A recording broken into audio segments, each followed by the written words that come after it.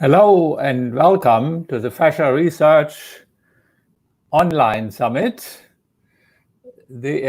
featuring high-quality fascia-oriented presentations from some of the leaders in this field. This event is organized by many supporting networks, including the Fascia Research Society, the Fisicamente Formazione in Italy, the Accademia de Fascias in Brazil, the Fascial Manipulation Association in Italy, and many other organizations. And due to the great collaboration, we have already over 1,500 participants altogether, and that includes the German presentations that we already started this morning with different presentations and different topics. Please note that if you click on the main window, you should see a time bar, and it should be to the extreme right if you are watching, hopefully now, in live presentation. However, if you miss any of the presentations, or if you want to take a break, you can shift the bar to the left depending on how far backwards you want to listen to the program. And this is also where the program will be recorded afterwards, in case you miss any of the presentations. We invite you to click and to activate the chat box that is usually to your right, to ask questions at the end that we may have a chance, depending on the time and how many questions you have, to pass on to the lecturers. Whether you see the chat box depends with which device you are connecting. If you are connecting via your iPhone or another smartphone, it depends on your settings, whether you can read the chat box or whether you can enter it yourself, and you may need to reactivate that one. I welcome my co-host, Anna Maria Vitali, from the Fisicamente Formazione in Italy. And my great appreciation goes to you and your husband, Fabrizio, who is the mastermind in the background for this excellent transmission, because you hosted a similar successful event recently in which all the proceeds went into a research for COVID institution. And we followed your inspiring example by delegating all the future proceeds from this successful event into a specific fascia research project that we will gonna describe later. Let me pass over to my co-host, Anna Maria Vitalis, to introduce our special speaker today. Hello to everyone. It's very, very exciting for me to be here and talk with you and stay in contact with so many people from all over the world. So we had the same experience more or less 3 weeks ago, and we reached 400 people all over the world. That was really exciting and really emotional moment, because at that time we were all still locked down. Now we started to come back to normal life. And so I think that's a good way to stay all together and to share knowledge and to improve the quality of our knowledge all over the world. So thank you very much, Robert. And I was the one who wanted to introduce Frank Willard, He is a professor of anatomy and neuroanatomy at the College of Osteopathic Medicine of the University of England. He also serves as a member of the teaching board at the European School of Osteopathy and the British College of Osteopathic Medicine. Gaining his PhD in anatomy and neurobiology from the University of Vermont in 1981, his research focuses on spinal anatomy and the neurology of spine pain. Frank, we had you recently for a webinar on the same topic for the Fascia Research Society, and I highly recommend becoming a member for similar webinars of that quality. And I was so inspired that we had to get you for this event. Welcome, Frank Willard. Thank you, Robert. Thank you, Anna. And thank you for inviting me to join you. It's a pleasure and an honor to do this. I'm going to be talking to you about the development of visceral and pharyngeal fascial systems. And this is a synthesis type of talk where I'll be taking a number of different components and trying to put them together in an integrated fashion. Could I get the next slide? Yeah, just okay. Wait a second. Just wait a moment. Second. Just a second. Just hold on a second.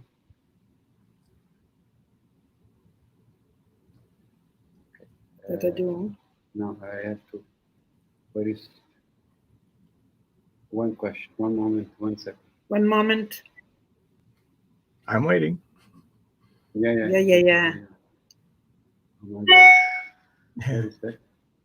Yeah, I okay, it's here. Okay. Ready. Here we are. Sorry. There Here you we go. are. Okay. All right. Yeah, thank you. All right, so the approach that I'm going to take here is to look at a way in which the visceral and somatic systems are integrated, and then to focus on the visceral system and to look at some of the very unique features that are involved in the development of the head. We'll start by looking at what is called the interoceptive system and its relationship to fascia. If I could get the next slide. Recently, a book was written by Bud Craig from Arizona and called How Do You Feel?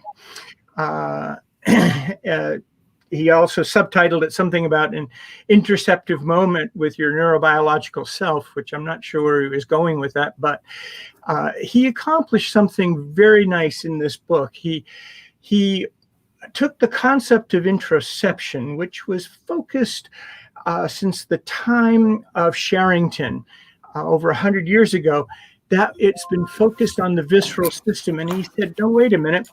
The interoceptive system actually is putting together both the visceral system and a component of the somatic system and integrating them together to give us a sense, awareness of our body, not in terms of position, but in terms of the quality of our tissue. So this system is responsive to such things as touch, but it's also responsive to noxious stimuli, tissue chemistry, the immunochemistry of the tissue. If I could get the next slide. Dr. Craig has there are a few points in it where he is at odds with a lot of the rest of the world in terms of pain biology. But that aside, he has been able to trace the system all the way to the cortical level and to show that there's actually a region of the cerebral cortex, which he has called interoceptive cortex. And very interestingly, it's in the insula region, where we're putting this kind of chemical knowledge of the body together with from somatic and visceral sources. We're integrating that together. I think what this actually suggests is that at one extreme, when this system discharges, we may be experiencing pain. But actually, there's some evidence on the other side that the system may give us more of a euphoric feeling of wellness under certain conditions. So the interesting part about this is that it suggests we don't actually have a pain system out there. We have an interoceptive system that integrates the quality, it integrates knowledge, the quality of our tissue. And at one extreme, it can give us pain when things are not going well. On the other extreme, it can give us feeling of euphoria or wellness or well-being. Now, what Bud Craig actually accomplished, if you take to the next slide, is that, he managed to bring the visceral system, which you're seeing on the right side of your screen, the sympathetic trunk and the sensory systems that are traveling back in that trunk, and integrate it with the somatic systems that you're seeing on the left side of your screen, which bringing back touch and noxious stimuli from the body. And all of this was done, if you just hit the next button, move it, all of this is done in the dorsal horn of the spinal cord. So with that bit of introduction to a system that is composed of small fibers, it is a system that runs in fascia, and it's a system that is able to detect information, say the chemistry of fascia.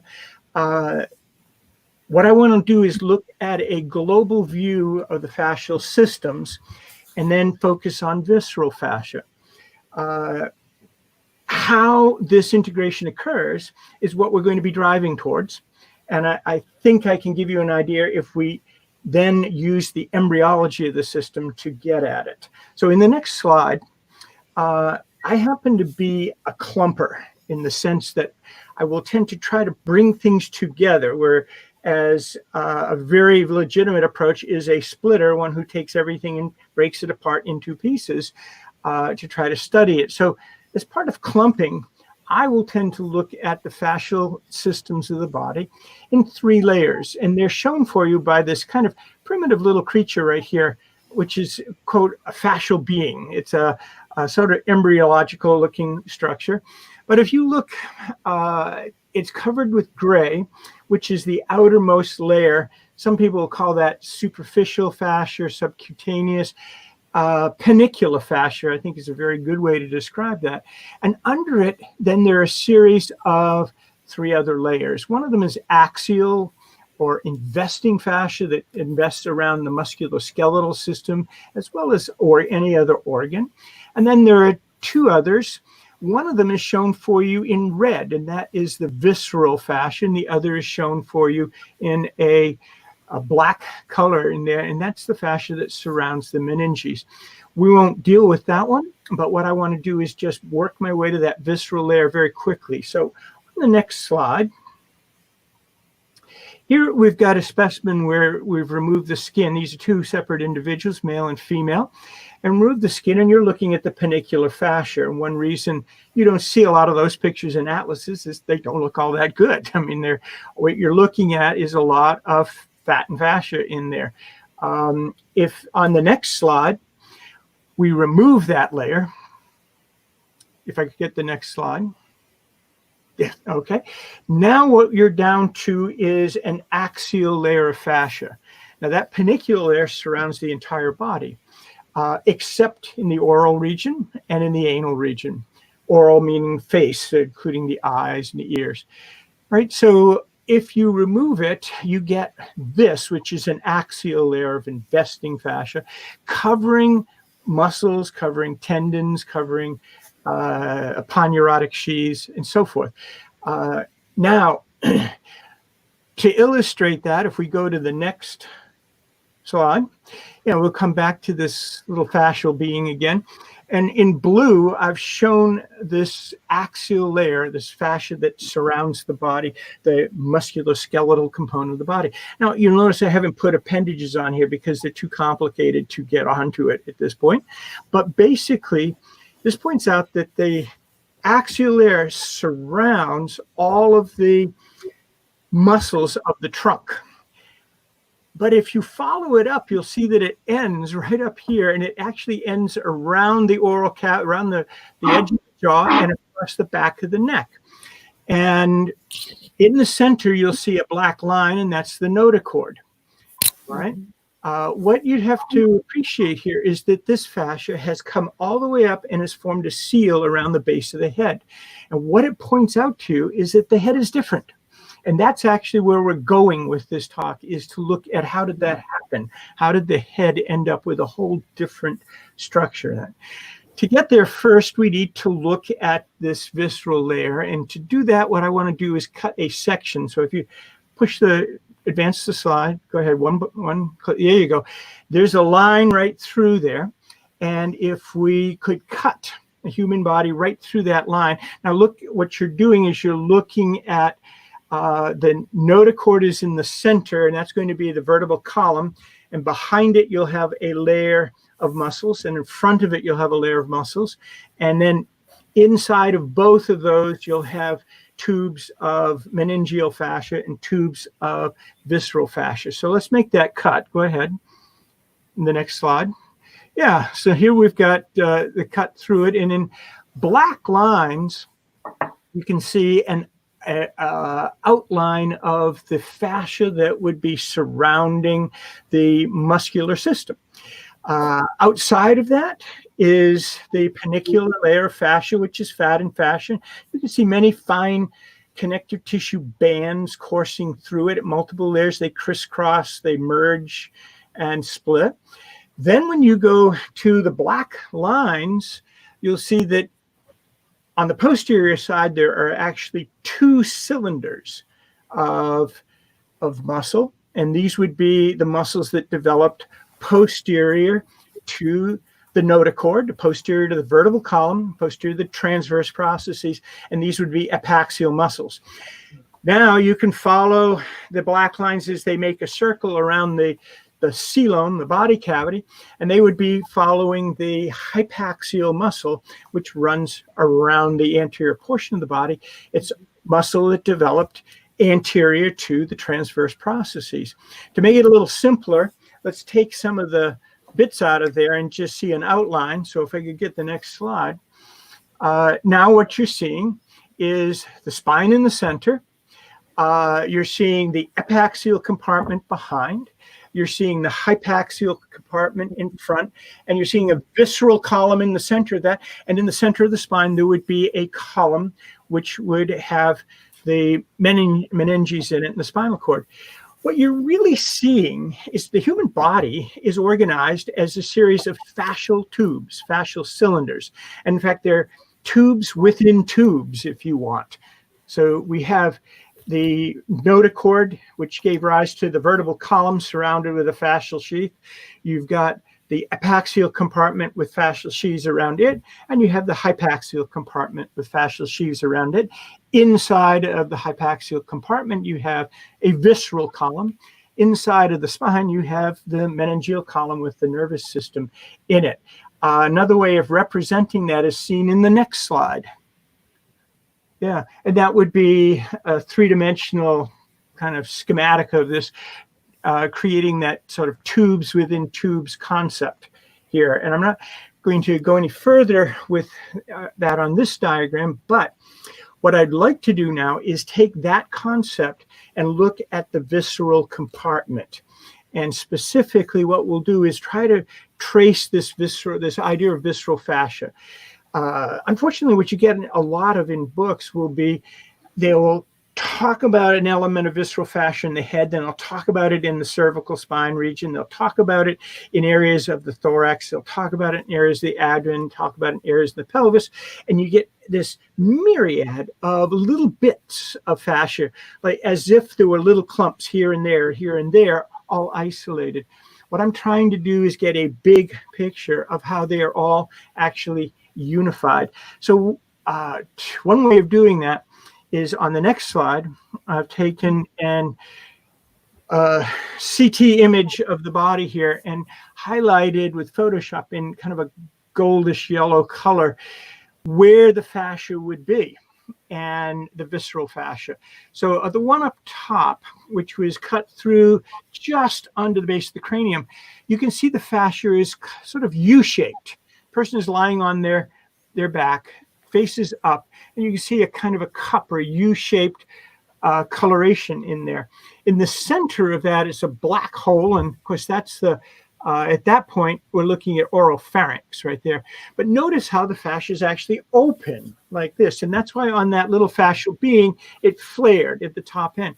That fascia is going around the constrictor muscles in the pharynx, and as you come down through the pharynx, those muscles are going to taper down towards a tubular arrangement, and that's what we're seeing as we drop down there, and they pick up side wings. The side wings will be the carotid sheath, which I'll argue is actually part of the visceral fascia that is covering the pharynx. All right, you can follow this all the way into the thorax, which is what that last section is doing, going into the thorax, and at that point the lungs are going to push it towards the midline.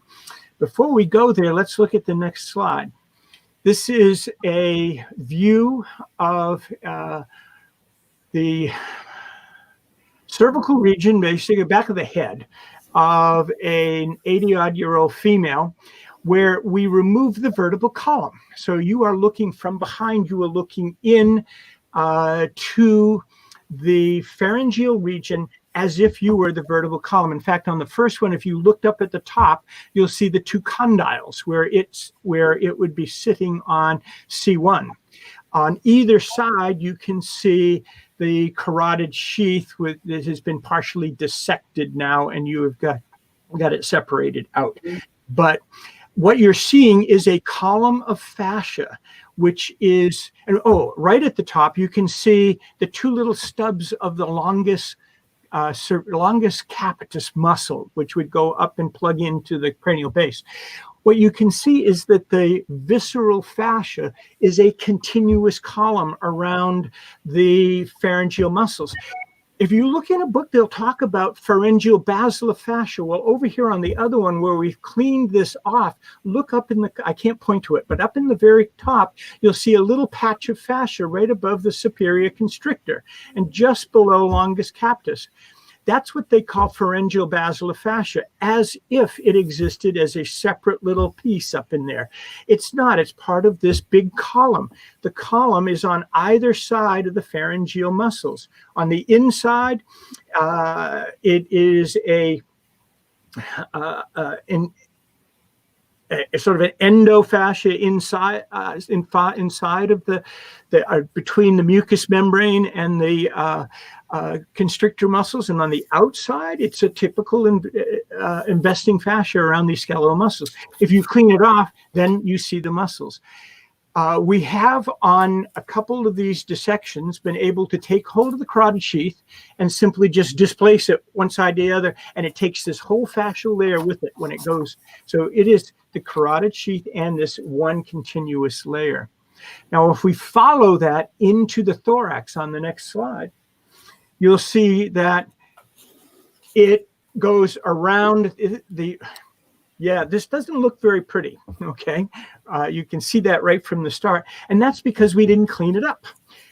When you clean it up, you lose that fascia. The fascia is surrounding each one of these structures, and so you can't actually see the esophagus very clearly at all. You can't see the vagus very clearly at all. Why? They're in that fascia, and they will surround that and the aorta, and it'll go right down through the diaphragm, pass through the diaphragm, and on the next series, you can see it. Yeah, now here is the CT series all the way to the pelvic basin. The fascial column gets compressed into the midline and passes through the diaphragm and then runs right down the front of the anterior longitudinal ligament, and all of the visceral organs are associated with that midline column of fascia. What else is in that column of fascia? The vascular system and the autonomic nervous system would be in that column of fascia. And it would go right to the pelvic basin, where it separates and goes around the organs in the pelvic basin. At the end, it is collected onto the levator ani. If you go under the levator ani, you now have panicular fascia. It's a very different construction. It has a lot of membranes in it. The visceral fascia has a much richer blood supply and has a lot of smooth muscle in it, especially in that pelvic basin. I'm looking forward to Carla Stecco's talk, because there's just a lot that needs to be organized in that pelvic region, and I'm really looking forward to that talk. All right, so could we visualize this column somehow? Well, if you opened a body cavity and took all the organs out, let's go to the next slide. There you go. There's the column coming down the midline right there. Kidneys are on either side, but you can't see them because they are in a wall of this visceral fascia. But the fascia rises up on the center and forms a midline. What I offer to you is that this is an abdominal mediastinum.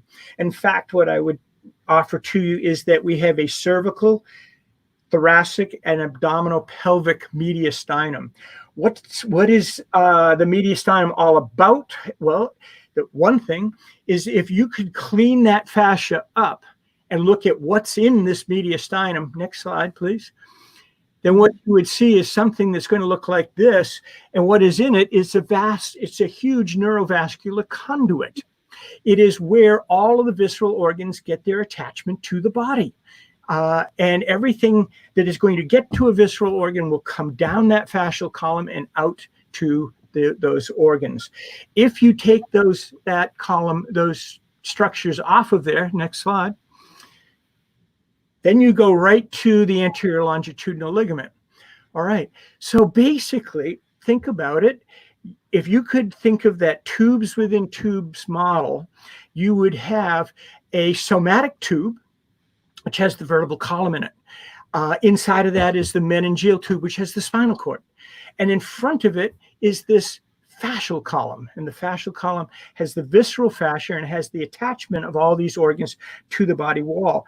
What's the significance of that? Well, here I've got to grab a hold of a little bit of embryology. The next slide. And if we look at this, I'll take you back for just a brief second. This, for our medical students, this is called the dirty E word, okay? Take you back to embryology. It seems a little abstract. But when you look at a embryo in the second going to third week, that's what that one up in the top column is. It's really 3 layers. Okay, it is an ectodermal layer, a mesodermal layer, and an endodermal layer underneath that. And you see the mesodermal layer started to condense into somites. And in the middle one, you've got a little crevice developing in that mesodermal layer, and that crevice is even more prominent in the lower one. You'll also notice the neural tube rounding up, and between the neural tube and the endoderm is the notochord, okay? So really, this whole thing is starting as a series of tubes that are running parallel. Well, if we watch this, on the next slide, the whole thing is going to roll up. And the lateral aspect has split into 2 layers called somatopleural, which we would now call the somatic body wall, and splanchnopleural, which you could call the visceral body wall, visceral mesoderm and somatic mesoderm. The mesoderm is organized a lot like fascia, and I'm going to make the argument that that's basically what it is. It's the beginning of the organization of the body. It's a fascial matrix from which the organs are going to develop into. Now, what will happen at this point is these 2 layers that are sort of dangling off the side of this embryo are going to come around and meet in the midline. So if we get the next slide, when they meet, that yolk sac is going to become the gut in the center of it. And the body coelom will be the split that we saw in between those layers. If you look above that, you'll see the somites. Okay, now part of that somite will migrate right around the notochord, and that's going to form the vertebral column, the sclerotome. Okay, but we've got a lot of other tissue in there that usually doesn't get labeled. And what that is really the visceral fascia. What is in the center of it? Well, you can see the aorta in the center of it. And you can see it extends all the way down to that visceral organ in there, the gut. And you can see that the what will become a mesentery or a mesocolon is really packed with that visceral fascia. So in the next one, what I did was collect a series of embryos from the virtual human embryo website.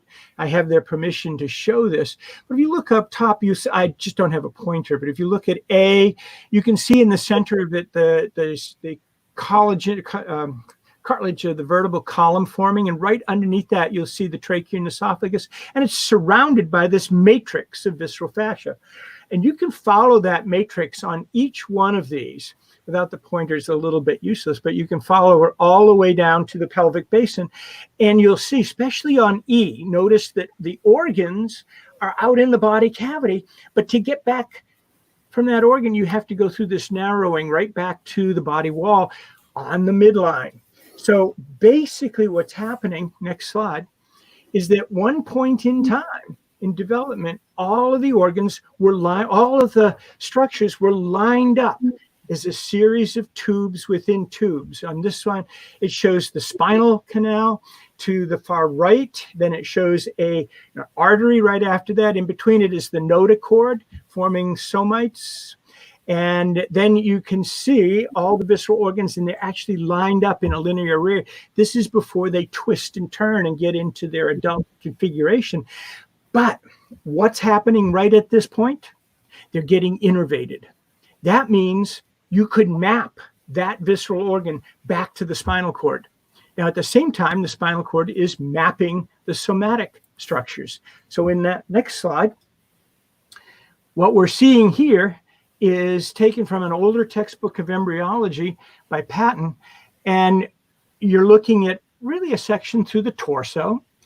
You can see up at the top the spinal cord. Above it, you can see muscle, which is going to be epaxial muscle. And then around the body wall, you can see hypaxial muscle, and you can see that you're innervating it. All right, so this would create, first off, if you hit the button, this would create the dermatome. And then after that, where it innervates the muscle, it would create the myotome. Some of this tissue will migrate close to the notochord and create the sclerotome. But look, some of it is moving all the way down into the viscera and innervating it, creating what has recently been termed in the neurophysiologic literature the viscerotome. And for that reason, you can relate an organ system. You can map it right back to a portion of the spinal cord and overlap it with a portion of the body wall, even though that organ may not be in the same position. All right, so really that's the basis of this interoceptive system. I think it is a system that is highly key to the fascial layers of the body, and it provides a mapping of the body which unites the visceral and the somatic side. All of this would be great if that was the end of the story, but it's not, because there's one other thing that doesn't make sense here. You can picture the body as a series of somites, but if I can get the next slide, there's one part of this body that doesn't seem to fit into that model, and it's right here. And that is the head. If you look at these pictures, almost any one of you could pick out a vertebrae. You could pick out ribs. You could pick out one bone coming out of each extremity, okay, called a stylopod. You could pick out the two bones after that, which are the zygopods. And then you could pick out a lot of small bones after that, which are the autopods. And you see that all the way through all of these, whether they're extinct or present. You can see these features in this vertebrate evolution. But what you can't do is you cannot take bones in the head of many of these animals and equate it to bones in, say, the human. The head is very different. Just look at the position of it, going from a quadruped to an upright position. The entire orientation of the head had to change. It turns out that all of these body features, ribs, vertebrae, even the extremities, are somites, coming from somites. They're somitic in origin. And somites tend not to change very rapidly from a phylogenetic point of view. But the head had to. It had to for a variety of reasons. And one of them is on the next slide. The head had to accommodate a vastly, rapidly growing brain. We might look at the other way around. The fact that the head was very malleable and could distend quickly allowed for a rapidly growing brain. All right. Either way you look at it, the brain grew to an enormous size, and we had to be able to accommodate it. Somatic tissue can't do that. So how is that going to happen? And that's really the rest of this talk, which I'm going to try to speed up a little bit. Go ahead. Next slide. We're going to start back here with a very primitive organism called an amphioxus. And although for a long time we thought this was the last common ancestor to vertebrates, it probably isn't, but it's very close to it. One of the things that's interesting here is that, can you see the somatic arrangement of the body? The little figurine in the middle there shows the somites. Why we think the amphioxus is strongly related to vertebrates. In fact, it's called a non-vertebrate chordate because it has a notochord, it has somites. But one thing is missing here, and it actually turns out to not have a head. Okay, there's no real head region. You just have an opening at the oral end with some tentacles, but it's got something else, and it's shown down here on the bottom one in blue. It has these gill slits, which is a column of what is essentially pharyngeal fascia. It's pharyngeal mesenchyme, which developed outside of the somites. It did not involve somites when it originated. And it originated back around the common ancestor with amphioxus. Now, something amphioxus doesn't have is a neural crest cell, but a very close relative of it, one of the tunicates, actually has genetic programs for neural crest cells. And then you start seeing neural crest cells coming in rapidly after that. So if we go to the next slide, what essentially has happened is, if you look on the left-hand side, down below, you see the somites forming on a typical diagram showing the neural tube rolling up. Above that, you're looking down on a neural tube with occipital somites in gray, little beads, occipital, the three of them in a row. Then you see this column of mesenchyme, and it's labeled fascial mesenchyme, and pharyngeal mesenchyme. And when you get in front of that, you see something called precordial mesenchyme. The precordial mesenchyme is related to the somatic mesenchyme.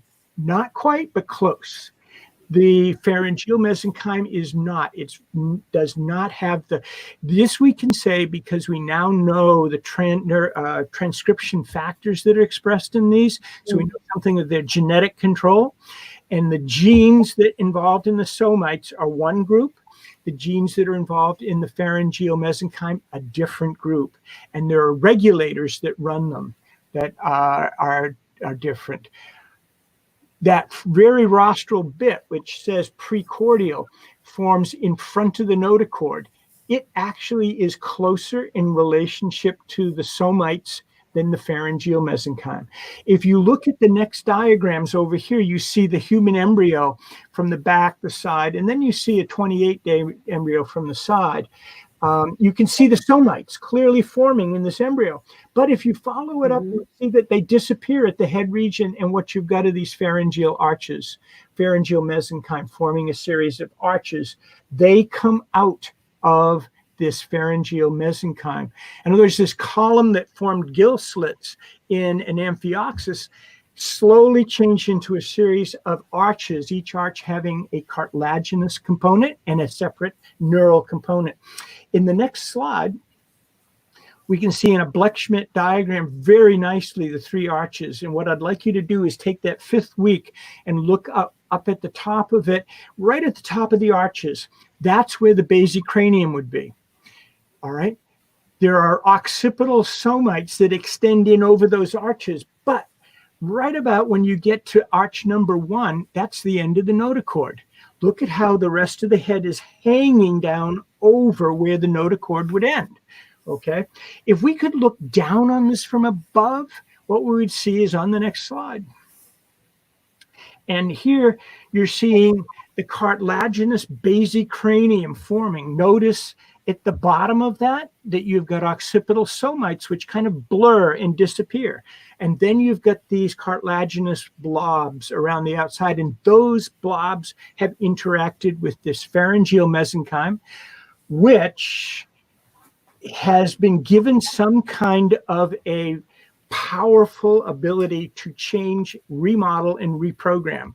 Where did it get it? It appears to have gotten it from what's on the next slide, which is a migration of neural crest cells that come out of the cranium in 3 separate waves. The brown wave is a trigeminal wave. The blue wave is called the hyoid wave, which would be essentially it's going to be essentially the wave involving with the facial nerve. And then the green wave, which has been called the vagal wave or pharyngeal wave. And it's going to, all 3 of these neural crest migratory waves will go into this pharyngeal mesenchyme. And what it can do is the neural crest cells can change more rapidly than somatic tissue, and it can create bone, which it cannot do anyplace else in the body. So there's a very unique thing that's happened here. The neural crest cells from the head capable of forming bone and cartilage, they cannot do that in the rest of the body. What they have been able to do then is to modify these arches so that they give rise to a series of bony structures, which really develop the face. In fact, in the first arch, it developed the oral cavity with the jaw. The theory here is that by having this pharyngeal mesenchyme, these newly forming vertebrates were able to change their jaw structure, and they were able to very rapidly radiate out into different ecological niches that were not available if you didn't have a modifiable jaw. It made them predators, and in the process of doing that, several other things had to change. Okay, first off, if you look at these 4 arches, there's actually in the human 6 arches here. First one is trigeminal. The second one is the hyoid arch, which is innervated by 7. And then the third one is glossopharyngeal arch, innervated by 9. And then after that, they're all innervated by 10. In the next diagram, a little bit obscure here, but of the head muscles, you can see occipital somites, and they give rise to tongue muscles. That's somatic muscle. You can see on the other end of it, precordial mesoderm, and they give rise to the OEE, that's the external orbital muscles. These are the extraocular eye muscles. Both of those groups tend to be driven by something that's close to somites. And in terms of their transcription factors, they are very closely related to somites.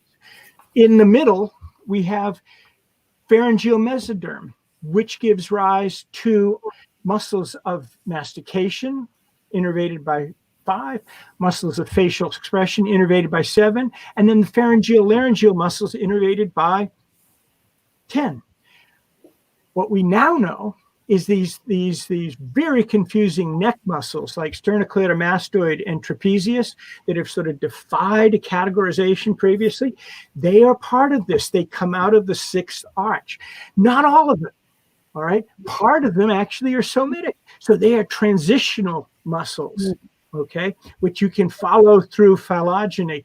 They are transitional muscles, but they got some of their ability to reform quickly, to change around the base of the head for different support systems out of this pharyngeal arch arrangement. Okay, I will mention just briefly that you can separate those muscles which come from the pharyngeal arch from those muscles which come to the tongue from the somites by the way their transcription factors are regulating them. And the next slide illustrates that. I'm not going to try to go through a lot of it, but up above we see muscles that go to skeletal muscle of the pharynx, larynx, face, and the heart has a very different control system than the somatic muscles down below. And I don't want to waste a lot of time with that, but it basically emphasizes these are different muscles.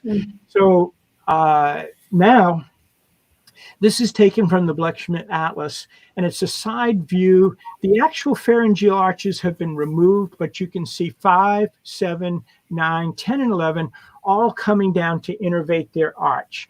They are really contributing to making the face. So if we could stand this little thing up, turn it around, and look at it face on, all right, on the next slide.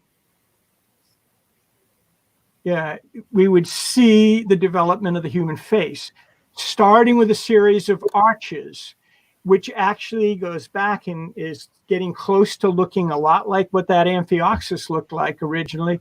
And then you can see those arches change in shape as we go all the way up to the actual human face down here. What is the message here? The message is that you've got a tremendous amount of change that had to happen very rapidly in this face. What that change did for vertebrates is it used this pharyngeal fascia that was on the side of the head, that was involved with gill slits, that was involved with oxygen exchange. It used it to modify the whole structure around the oral cavity of these organisms, allowing them to expand their radiation into ecological niches and become predators capable of utilizing many different energy sources. Okay, what is the effect that this has had? Well, one thing, if we look at the next slide, the face ran into a problem right away, and that was how to get it out of the body cavity.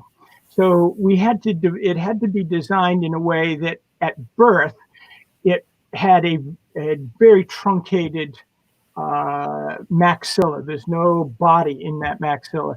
And then it's going to grow and elongate, giving it this long facial structure, which would never stand a chance to get out of the birth canal if it attempted in that position. In the next slide, you can see that you had to totally remodel the head. All of the primates, non-human primates, have a snout. And what we had to do was the face had to turn as we came out of the quadruped position.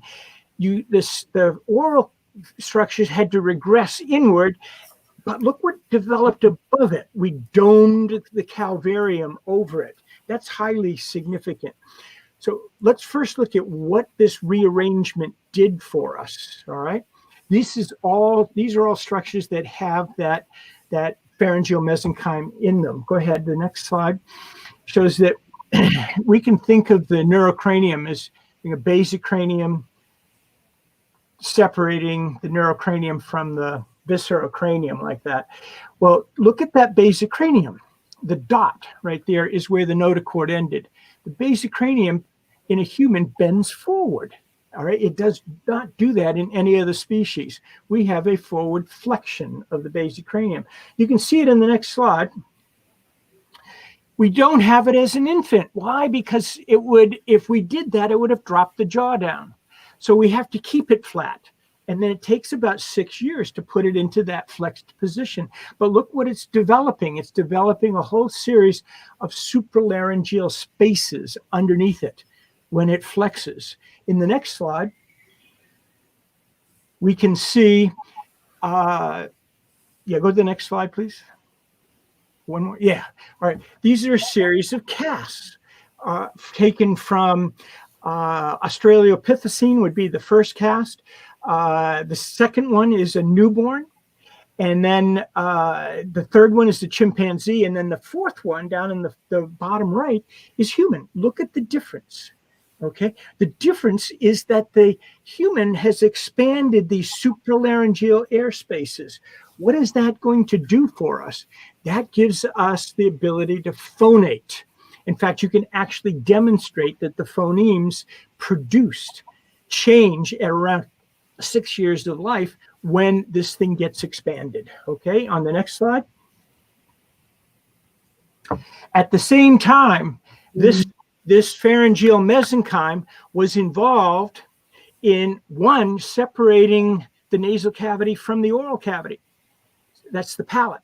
Two, separating the pharynx and esophagus from the larynx, so we could create an isolated pathway for aeration, which was necessary for us to be on land.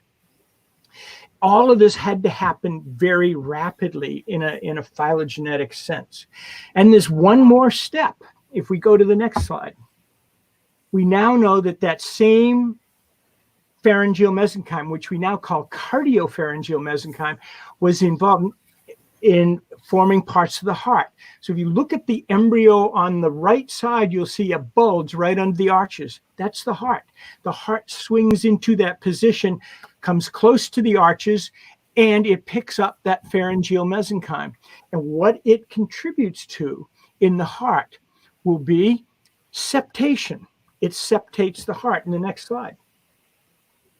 It's responsible for developing the endocardial cushion, septating the atria and the ventricles, and dividing the outflow tract, all right, and creating a pulmonary outflow tract. So basically, it had to very rapidly create a way of aerating and separating the air from the digestive tract, and a way of creating a two-phase heart, one that goes to a pulmonary circulation and one that goes to a systemic circulation.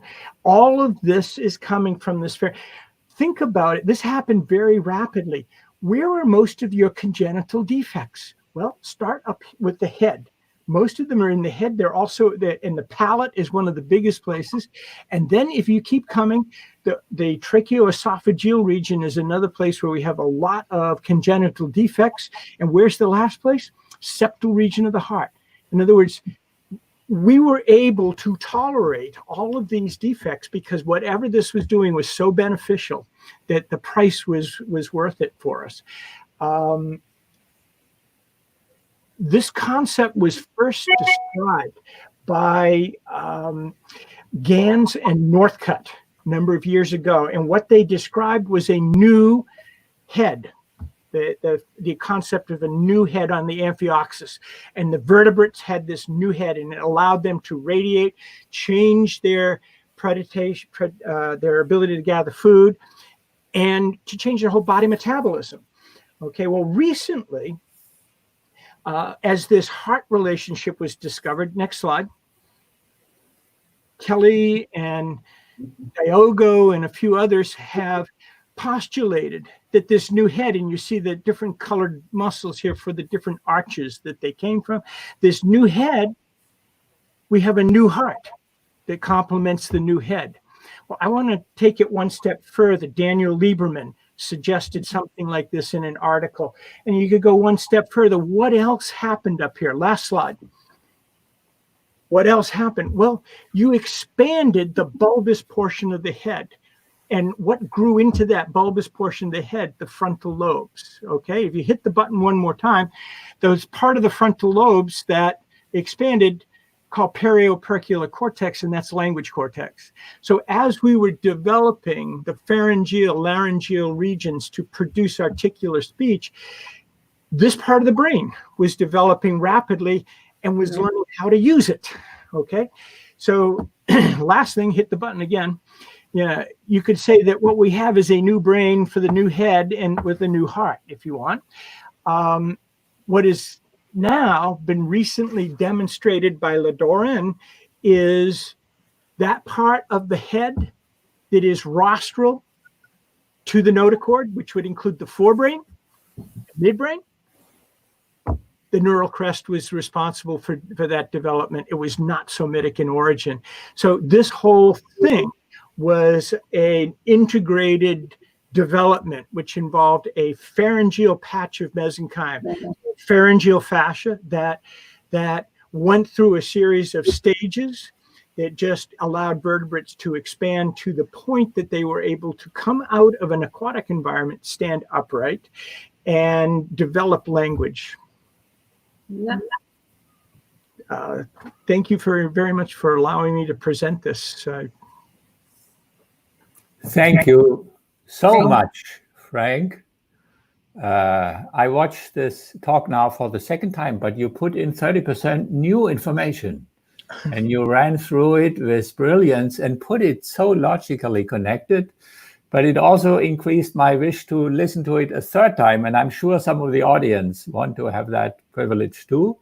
And as I mentioned before, you can review all the slides. Some people were asking in the chat box that their transmission of the slides was a bit blurry and they couldn't see the small print, etc.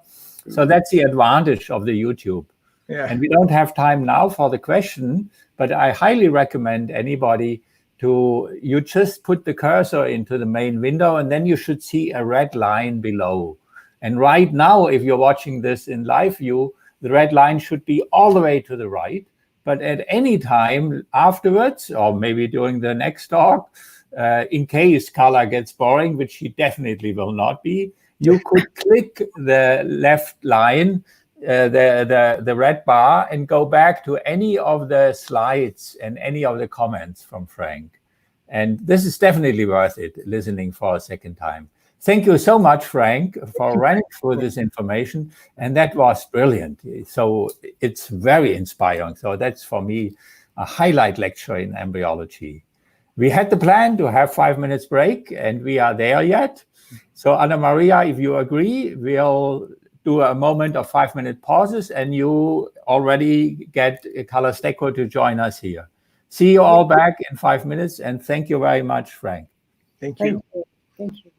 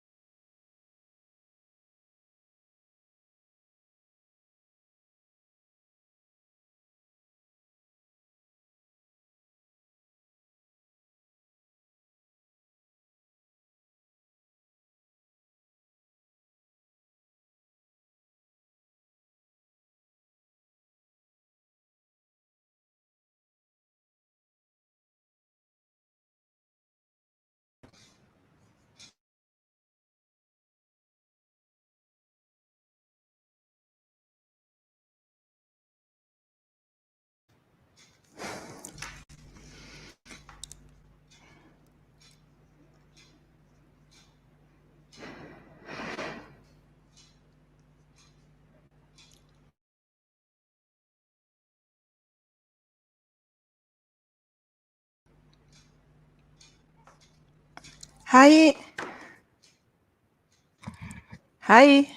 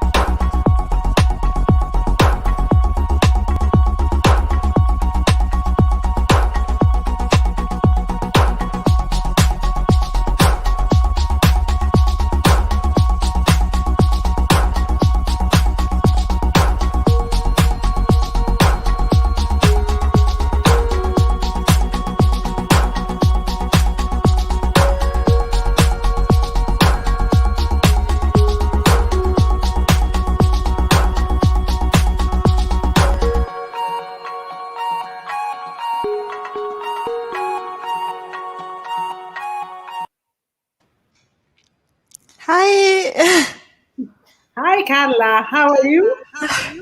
Fine, thank you. And you? Very well, thank you. So my role now is introduce you. So introduce Okay. the Italian team. Hi, Frank, Robert. Hi, so nice to see you.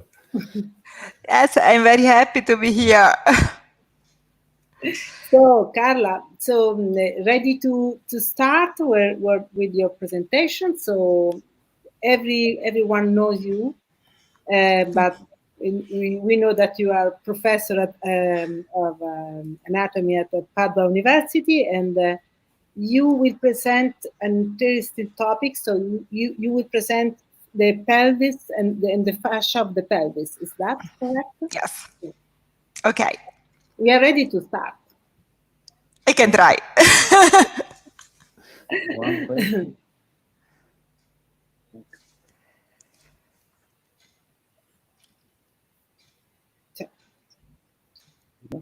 Okay, ready. Okay. So when you want, I'm ready. Yes, you can start. So, yes, so now we are ready. So Carla, you can start. okay, thank you. Thank you.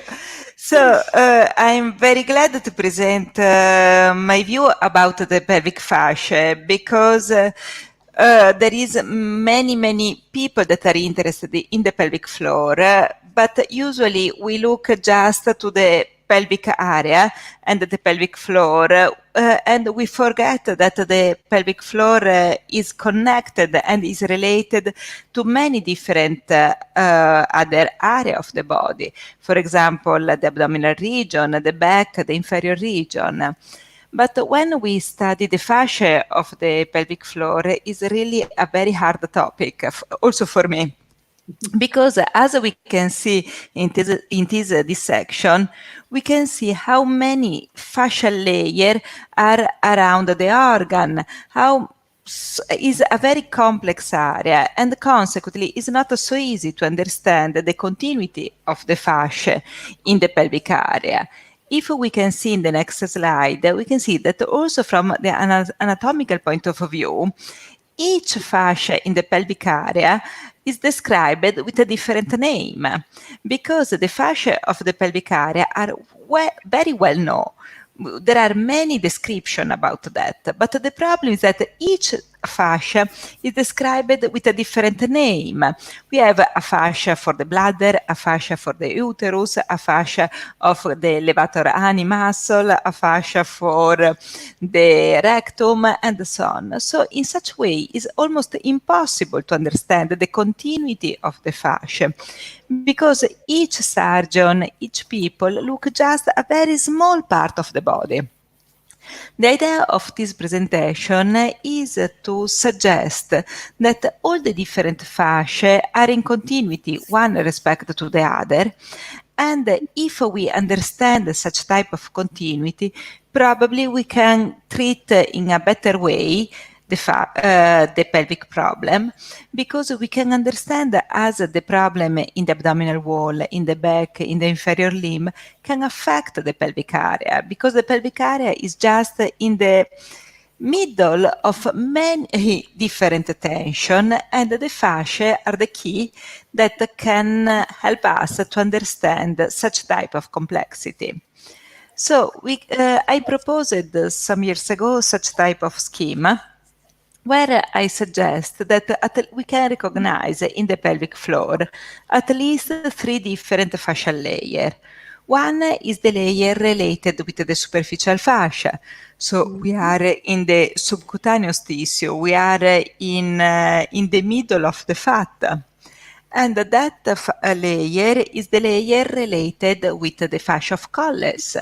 Is a very well described fascia.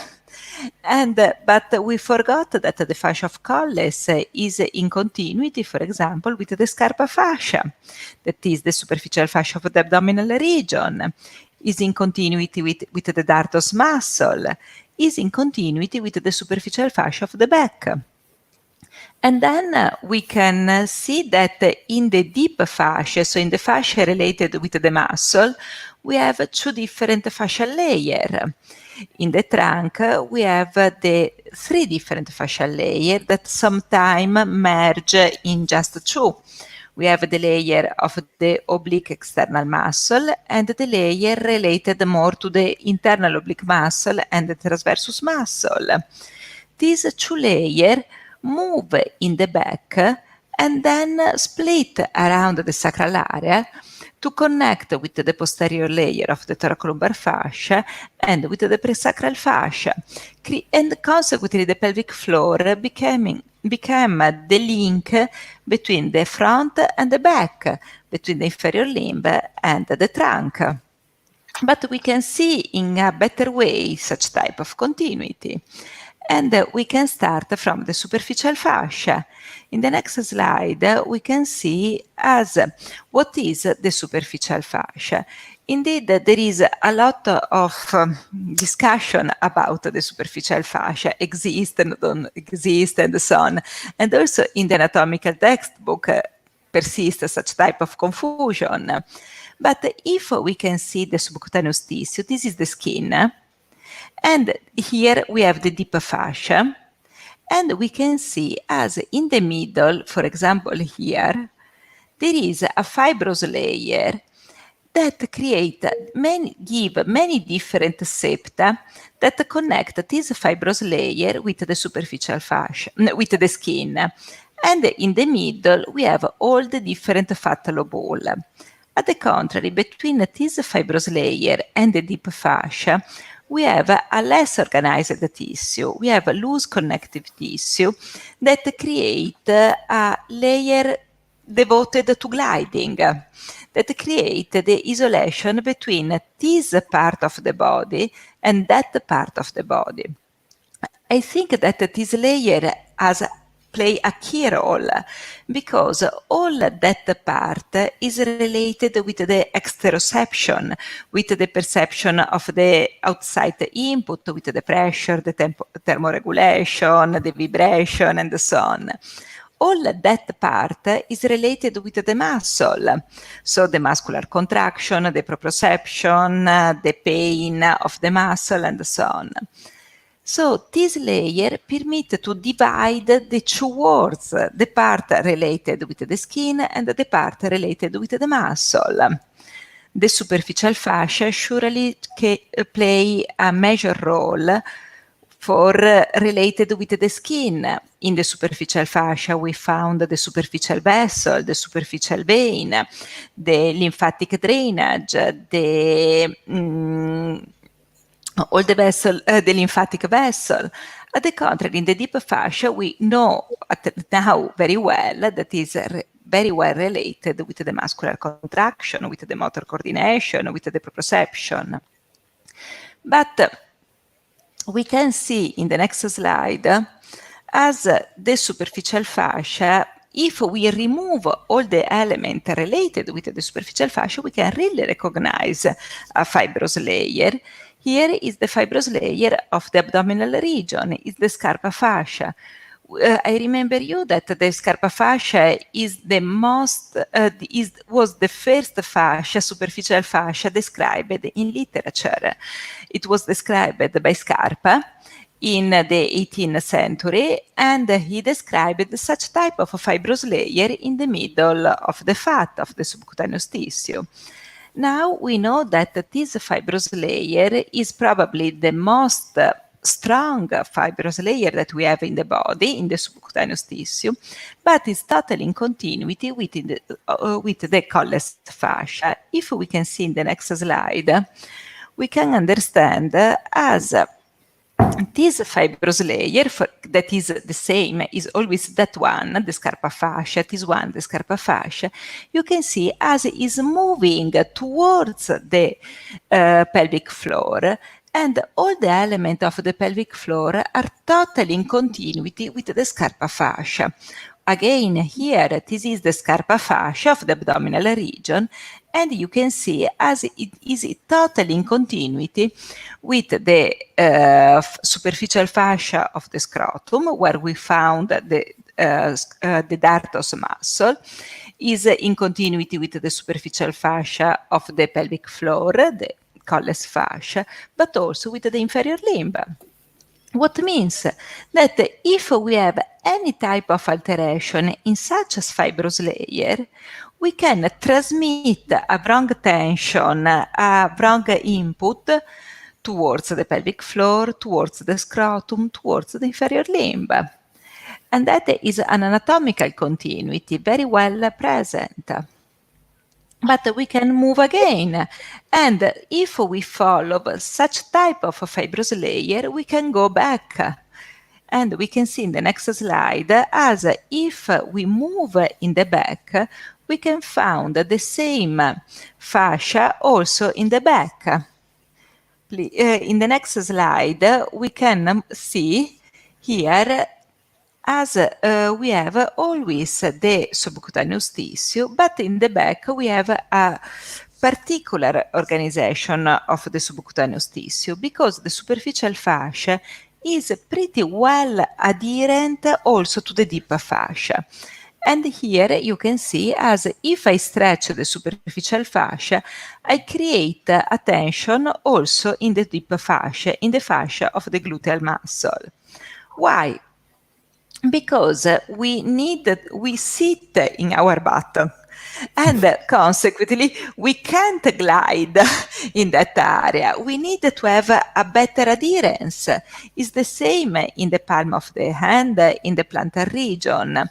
So in the point where we need to have a contact with the outside world, where we need to have an adaptation of our body to the outside world, we have a connection between the superficial fascia and the deep fascia.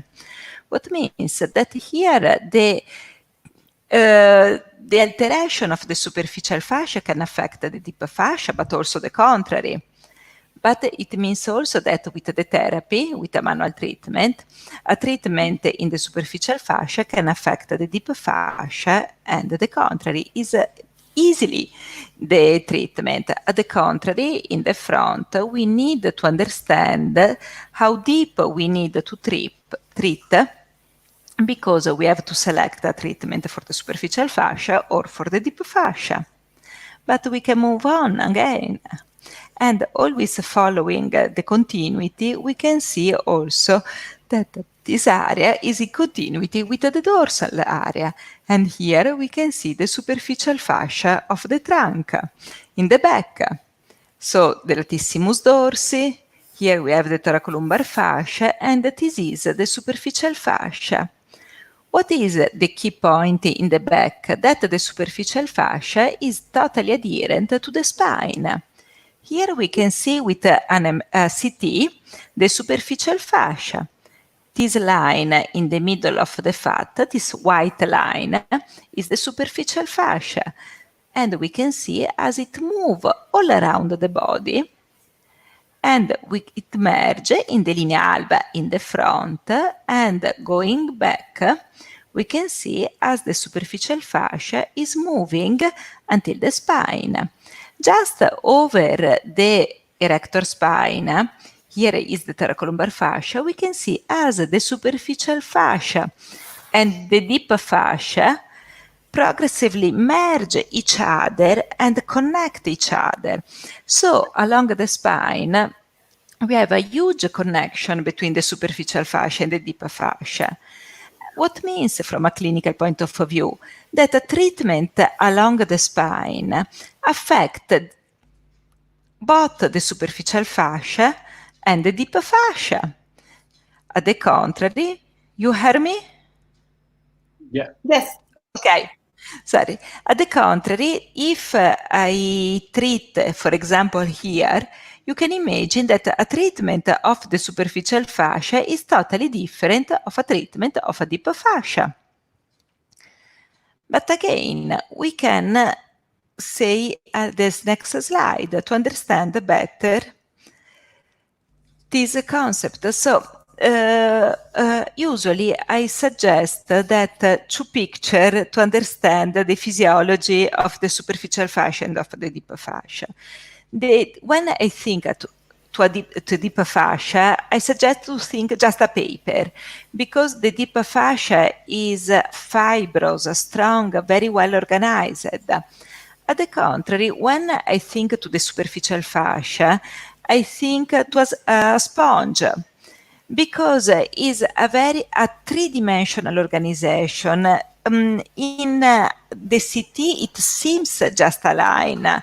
But if we look to the ultrasound or to the histology, we can see that there are different fibrous layers that split, that envelop the vessel, that split have a fat content, and consequently is really similar to a sponge.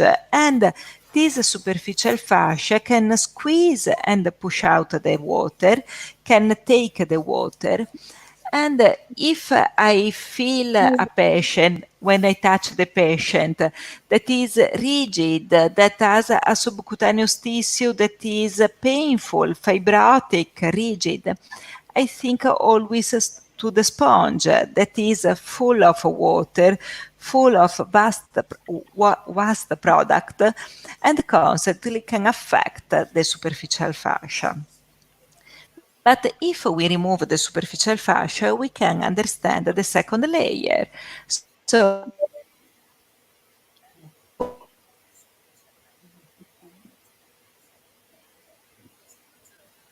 the concept of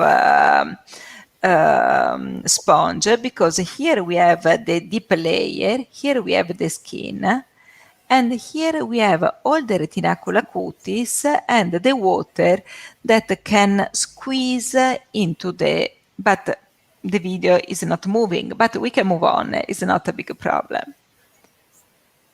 So if I have to suggest something to treat the superficial fascia, I think that, for example, the foam rolling surely can affect the superficial fascia, because the superficial fascia, as a sponge, need to be washed out from the different waste product. And if we have a rigid superficial fascia, a self-treatment with the foam roller surely can work in a proper way for me, for the superficial fascia. Again, we can move. And that is just a suggestion for further research in the future, because when I study the superficial fascia, I'm not sure about the organization of the superficial fascia. I have just started to study the superficial fascia, and to be honest, it's more difficult respect to the deep fascia. In the deep fascia, immediately during this section, I can understand the line of force, the reinforcement, the fibrous bundle. On the contrary, the superficial fascia seems more homogeneous, without a precise organization. But when I test the superficial fascia and I check the resistance in a transversal direction or a longitudinal direction, I have understood that the different areas of the body have a different resistance. So the superficial fascia is not homogeneous, but the superficial fascia of the abdominal region is stronger respect to the back or the inferior limb. But also the direction of the stretching is not the same, because in the lumbar region, for example, is more resistant in a transversal direction respect to a longitudinal direction. So probably there is a precise organization also of in the superficial fascia, but it's not evident to a macroscopic point of view. But maybe can suggest why, for example, with the washa, you stretch the subcutaneous tissue according with a precise line. You don't treat everywhere in all the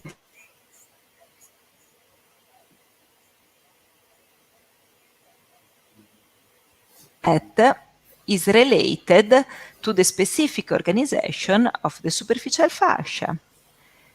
But the other aspect that I want to suggest to you is how the superficial fascia interact with the internal organ. And the major study are about the organ in the pelvic area. For example, Gian Bernardino demonstrated that in the urinary and biliary calculosis, there is a significant increase in subcutaneous thickness, and this alteration remain also after the elimination of the stone. What means that the superficial fascia and the internal organ are connected by the autonomic nervous system. And in that area, I think that a key element are the paravertebral ganglia that are the key element that innervate the superficial fascia and connect the superficial fascia also with the internal organ. So if we have a problem in the internal organ, day by day we create an alteration in the superficial fascia. What is the problem? That also if we care the internal organ, the problem, the densification that we have created in the superficial fascia remain and can remain for months, years. I have a patient that also after many years, they don't know to have such type of problem in the subcutaneous tissue because it's not painful. It became painful only if you touch in a precise way. In that moment, it triggers a lot. But the contrary is a silent point, so the people don't care about that. But it starts to create a wrong superficial fascia that can give wrong input all around, wrong signal all around. But there are also other studies that suggest such type of relationship. If we move on, we can see that, for example, Quick demonstrated that a tactile allodynia in patients with chronic prostatitis or chronic pelvic pain. Again, the visceral problem create a reduction of the cutaneous pain threshold. But why we have such type of relationship? It could be just a central sensitization. It is possible. But my suggestion is that the alteration of the internal organ create an alteration also of the superficial fascia, and this alteration trigger much more the superficial nerve, creating the allodynia. And again, also if we care the chronic prostatitis, the problem in the superficial fascia will be maintained. Here I have added also the last paper, a draw of the last paper that we have published with my team.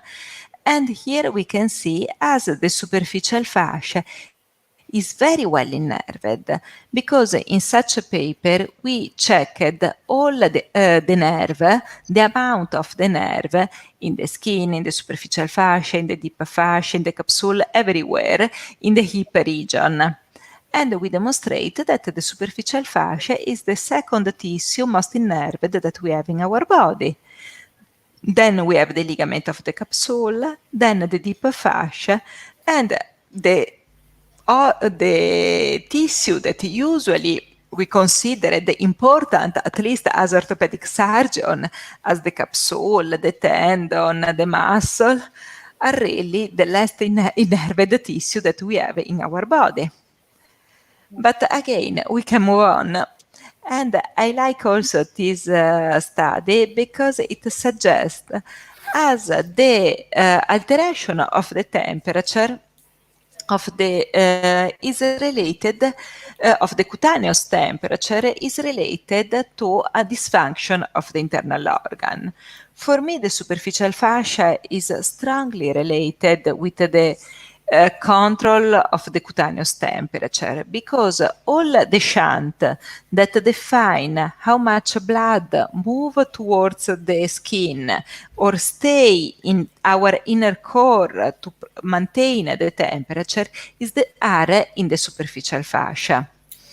So if we have an alteration of the superficial fascia, often we have a problem in the thermoregulation.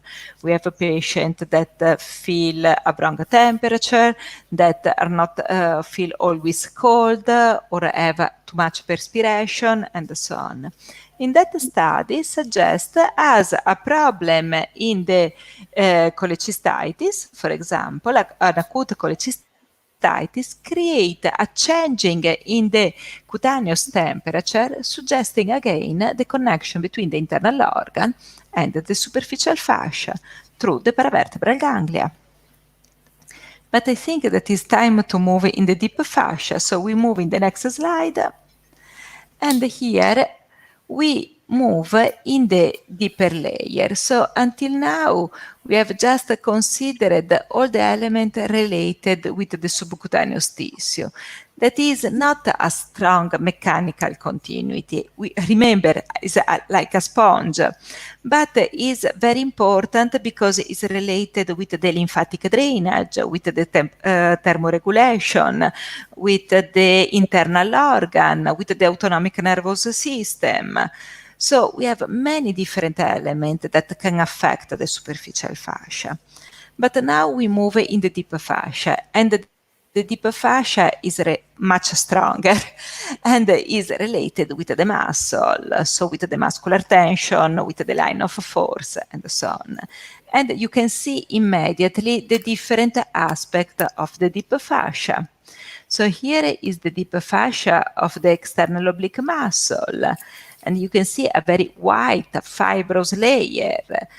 We can stretch this fibrous layer and it transmits the force at a distance according with the direction of the fiber, according with the organization of the fascia.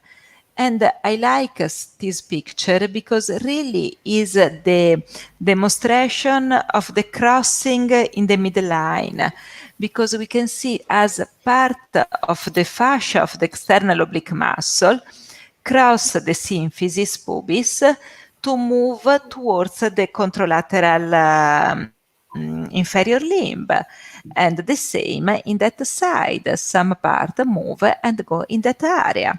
So the external oblique muscle play a key role to stretch the fascia lata of the homolateral side, but also in the contralateral side, above all towards the medial region where we have the adductor area. But here these fascia are in continuity also with the pelvic floor. So we can see in the next slide as the scrotum, the testes are totally connected with the fascia of the external oblique muscle.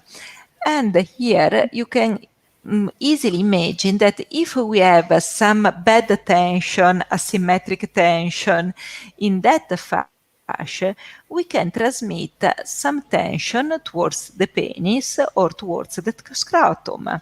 And what means that some pain that the people feel in the scrotum or in the penis could be related to a wrong tension in the abdominal area.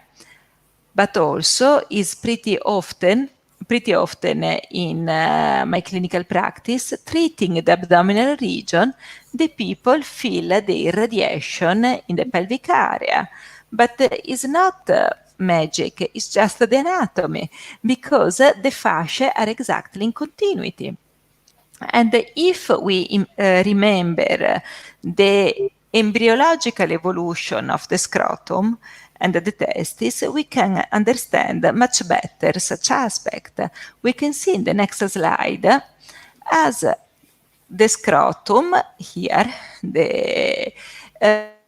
not the scrotum, the testis, born is origin from the back in the lumbar region, and during the development of the fetus, it moves and it crosses all the abdominal wall. In such type of movement to reach the scrotum, the testes cross all the abdominal wall and take with him all the fascia of the abdominal wall. Is for that region that around the testes we have 4 different fascial layers. These fascial layers are, one is the superficial fascia, the scarpa fascia, one is the fascia of the external oblique muscle, internal oblique muscle, transversus muscle. And just in the front is the fascia related with the peritoneum. Is really strong the connection between the scrotum, the testis, and the abdominal wall, because it maintains 4 different fascia of connection. But we can move on. This is a rabbit, and I use this picture because it is really clear the connection between the testis and the adductor area. So this is the adductor muscle and the testis, and you can see this bundle, this fascia, that connect the 2 areas. In the human, it's not so evident, but if we remember, for example, the cremasteric input or some irradiation of pain, we can remember that the adductor area and the scrotum area are very well connected from a fascial point of view. So again, if some subject, some patient have a problem in the adductor area, maybe they have also a problem in the testes and maybe don't tell you. Or you can help them treating that area without problem. So it's a very nice correlation that can help you to understand better your patient. But you can also imagine that, for example, some sportmen that have a very rigid adductor area, have a very rigid rectus abdominis muscle, etc. In the middle, we have the pelvic floor, we have the scrotum, and maybe they have a pain in that area because it is just in the middle of 2 areas that are too rigid and their fascia are not able to adapt. So they feel pain, and we can help knowing such type of anatomy. But we can move also in the back, and if we turn the body and we check at the back, we can see here the gluteus maximus, the sacral area, and this is the anococcygeal ligament. So here we have the external anal sphincter, this is the coccyx, and this bundle connects the coccyx with the anal sphincter. And if we see in the next slide, we can understand as this ligament could be stretched in a different way and can transmit the tension around the anal sphincter. But this band, we can also see here the fascia that connect the external anal sphincter with the ischiocrural muscle. So also the ischiocrural muscle and here the gluteus maximus can create a wrong tension around the anal sphincter. What means that it could be that an unbalanced tension of our gluteus maximus or of our ischiocrural fascia can create a wrong tension around the external anal sphincter. But in the external anal sphincter, we have, for example, the hemorrhoidal plexus. So a sportman that suffer of hemorrhoid could be related with the wrong tension of such type of fascia.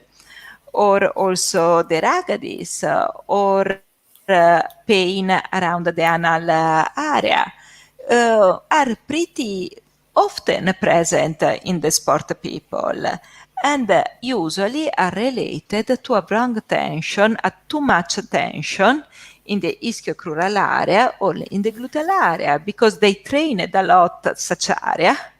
but they forget that they are affecting also the pelvic floor. And we can see in the next slide, again, this is a video, and you can see the gluteus maximus, and you can see when I stretch the gluteus maximus, I'm transmitting the force also around the anal sphincter and in the pelvic floor.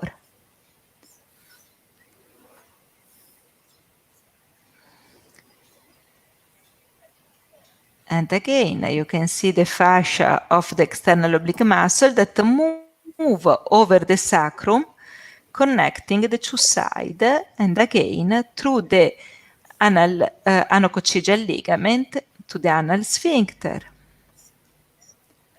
We can move on.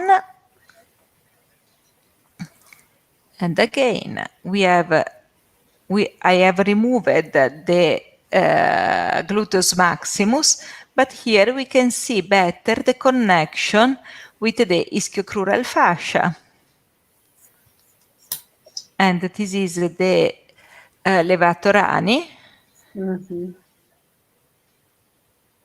And the coccyx, and we can see when we move the coccyx that we transmit the tension around the anal region.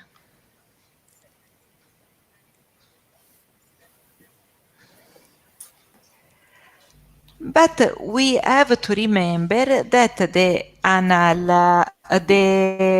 gluteus maximus is connected with the thoracolumbar fascia, and the thoracolumbar fascia is connected with the latissimus dorsi.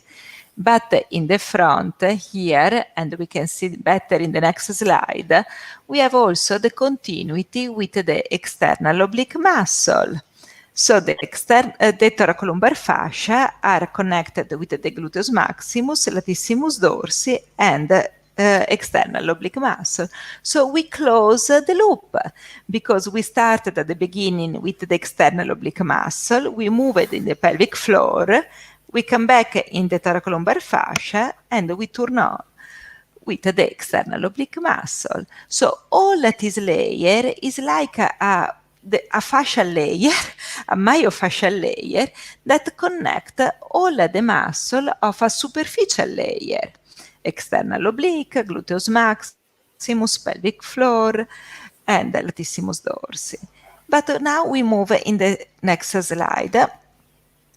Yes, this is just to show the continuity of the thoracolumbar fascia with the external oblique muscle to come back in the front. But we can move again, we can move on in the last layer to explain the layer of the internal oblique muscle until the presacral fascia.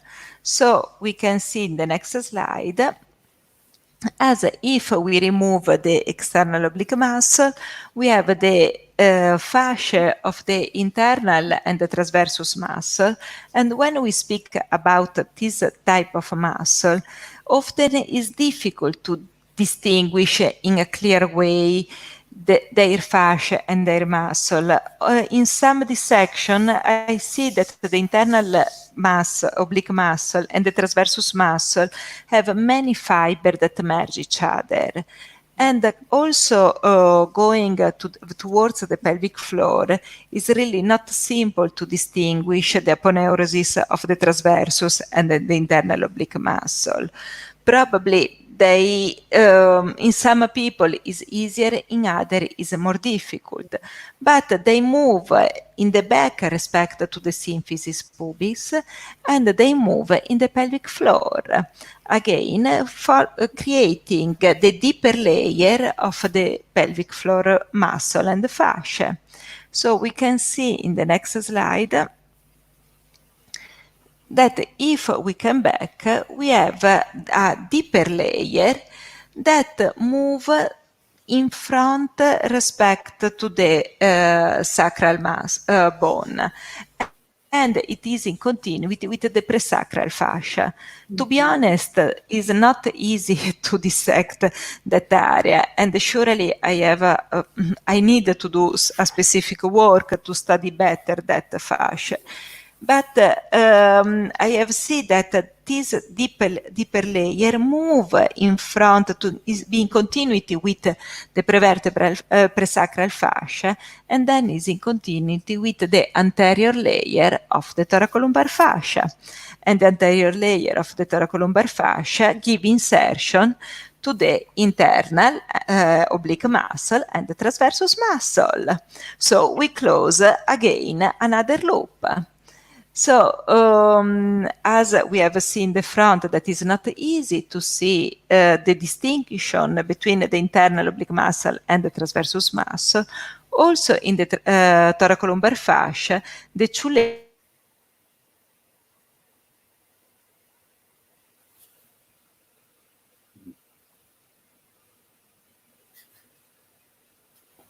some more clinical application. So we can move on again. I have forgot.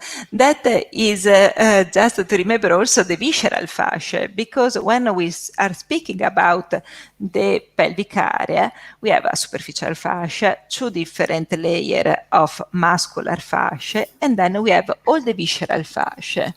The visceral fascia are very well organized, and we can divide the fascia specific for each organ that create the shape of the organ, that support the organ.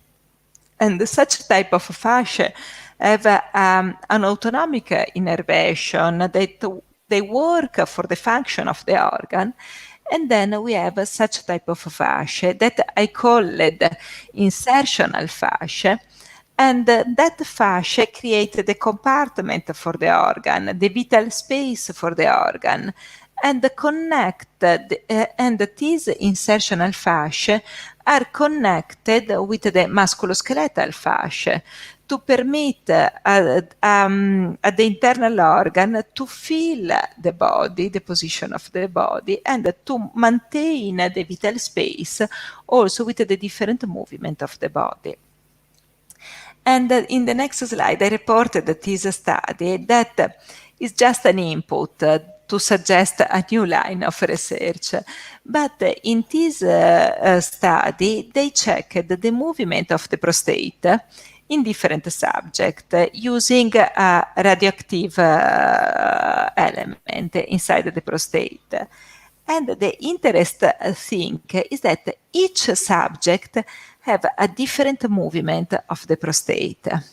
For example, this subject have a very good movement in all the direction. This subject have a movement only in one direction, and that only in one direction, but totally different direction. So I don't know what is the correct movement of the prostate. Probably I expected that is the healthy one, because all the direction, very a good movement. And probably this one is the worst, because it don't move at all. But surely I think that in such type of movement, the fascia play a key role, because they permit the gliding, they create the vital space around the organ, and only if an organ can move in the proper way, it can work in the proper way. The autonomic nervous system of that organ can perceive the movement, the tension, can affect the organ in the proper way. But we can move on. And that is the last concept that I wanted to share with you. So when I think at the interaction between the internal organ and the locomotor system, I think at three different concepts that we can consider. So first of all, the concept of the different point of fixation. As I have told you, the visceral fascia are connected in very precise point with the locomotor system. And consequently, there are some points where internal organ and the locomotor system communicate much easier respect to other area. Then there is the concept of container and content, and we can see in the next slide this concept. So we can imagine that our locomotor system is like a balloon, and the internal organ are like the water that we can put inside the balloon. If the locomotor system is elastic, the water can create a tension in the balloon that is very homogeneous and very well distributed.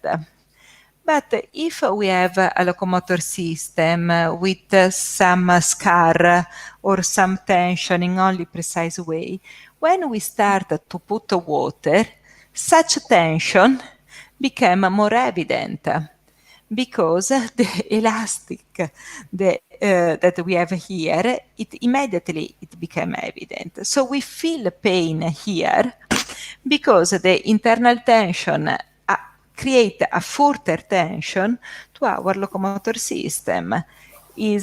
For example, we have a patient that say, when I eat too much, I feel the pain. Or when I stay in such some position, I feel more pain. Because I strengthen this tension in our abdominal wall.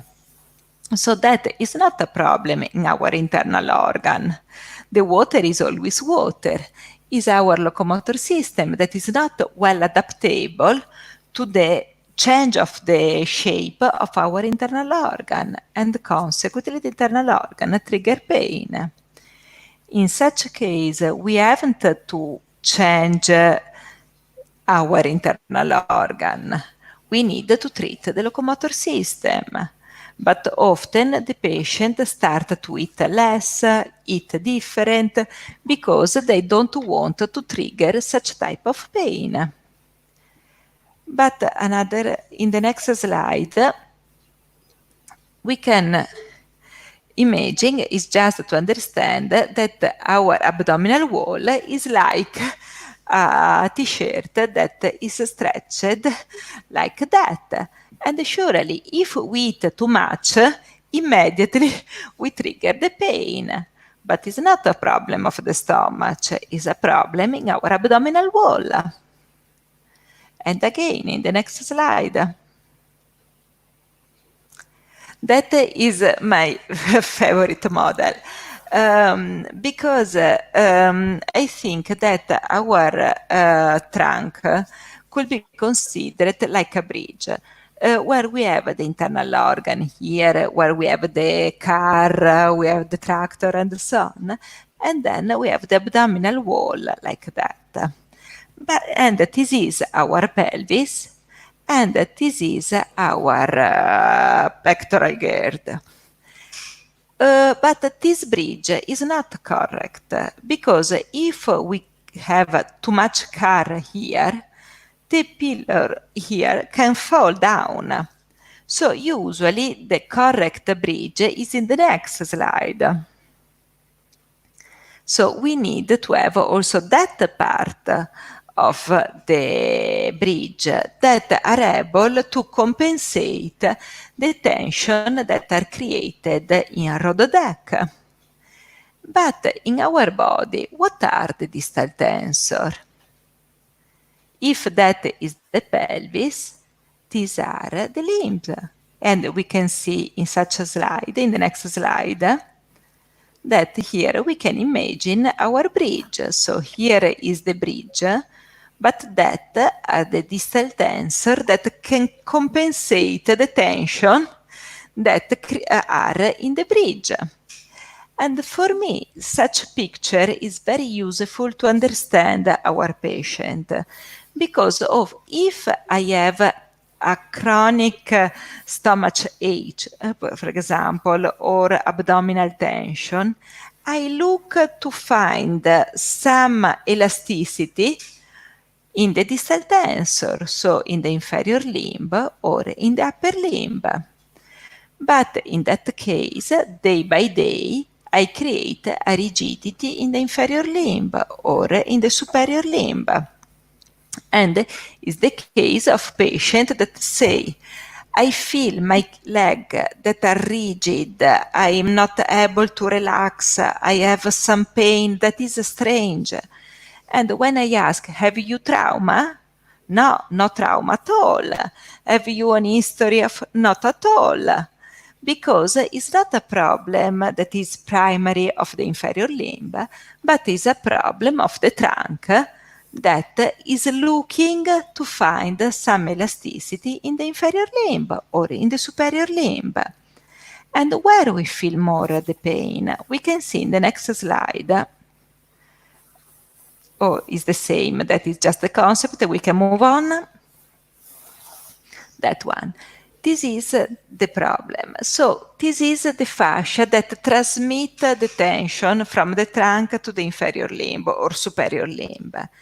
The fascia of the limb is very strong, is an aponeurotic fascia, is a fibrotic fascia.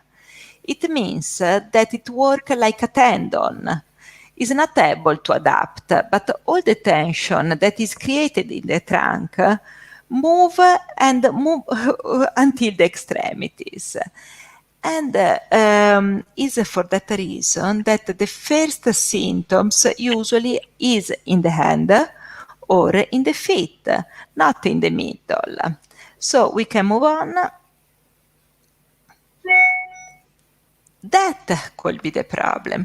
So if I start to have the finger like a mallet finger, or if I start to have a plantar fasciitis or a tallonitis and so on, sometime, not always, but sometime could be a problem in the trunk, in our pelvic floor, in our abdominal region, that is just looking to find some compensation. And our fascia are transmitting the wrong tension until the end. So when you have a patient that there is no explanation for a pain in the feet, ask also of a problem in the pelvic floor or in the abdominal region and so on, because maybe there you can find the key of the problem. And we are moving at the end of the lecture, so in the next slide, oh yes, here we have another concept and another complexity of the human body. Because in the model of the bridge, the two pylons are fixed in the floor. But in our pelvic floor, pelvic gird or pectoral gird can move. So we can try to find a compensation in our container, in our abdominal and pelvic muscle, just changing the position of the pelvic bone. So maybe some antiversion of the pelvic bone or retroversion are not due to the posture, but are related to the body that is trying to find a relaxation, a better adaptability of the container, to find a better space for the internal organ.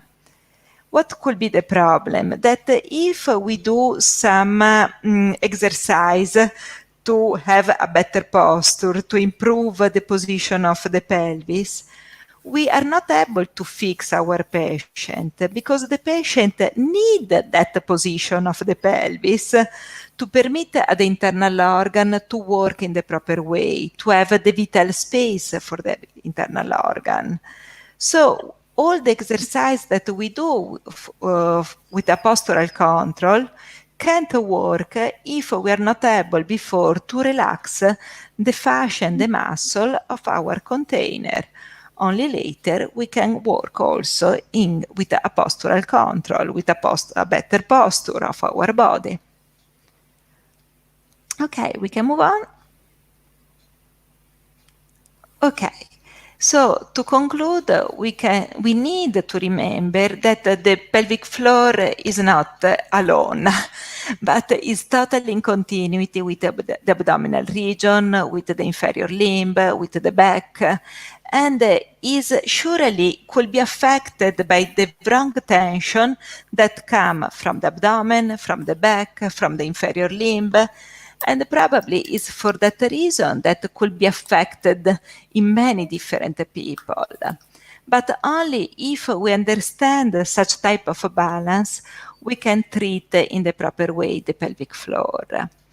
And then we need to consider that the organ, the internal organ and the locomotor system collaborate and interact each other. The locomotor system is the container for the internal organ.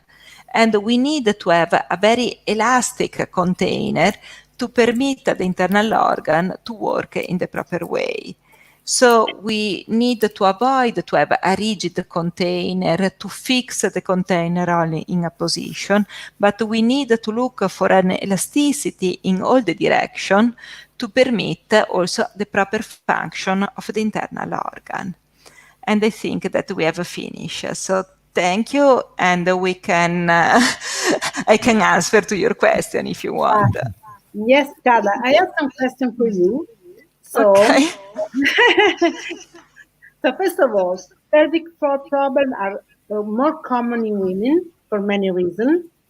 Some are related to the hormones, some other are related to birth giving, and both vaginal and cesarean cuts. So I have, first question is, a cut tissue after a cesarean cut might be the origin of problem in the pelvic floor or in some other connected area, for example, hip or knee or back.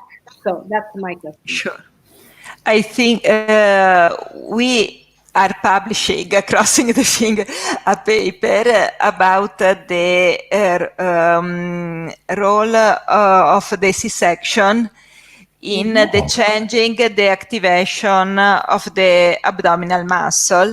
And we have seen that in totally asymptomatic women with a very nice scar, with the ultrasound, we are still able to see an alteration in the deep fascia, in the rectus sheath, in the deep fascia of the external oblique muscle, and an asymmetric activation of the two sides of the body.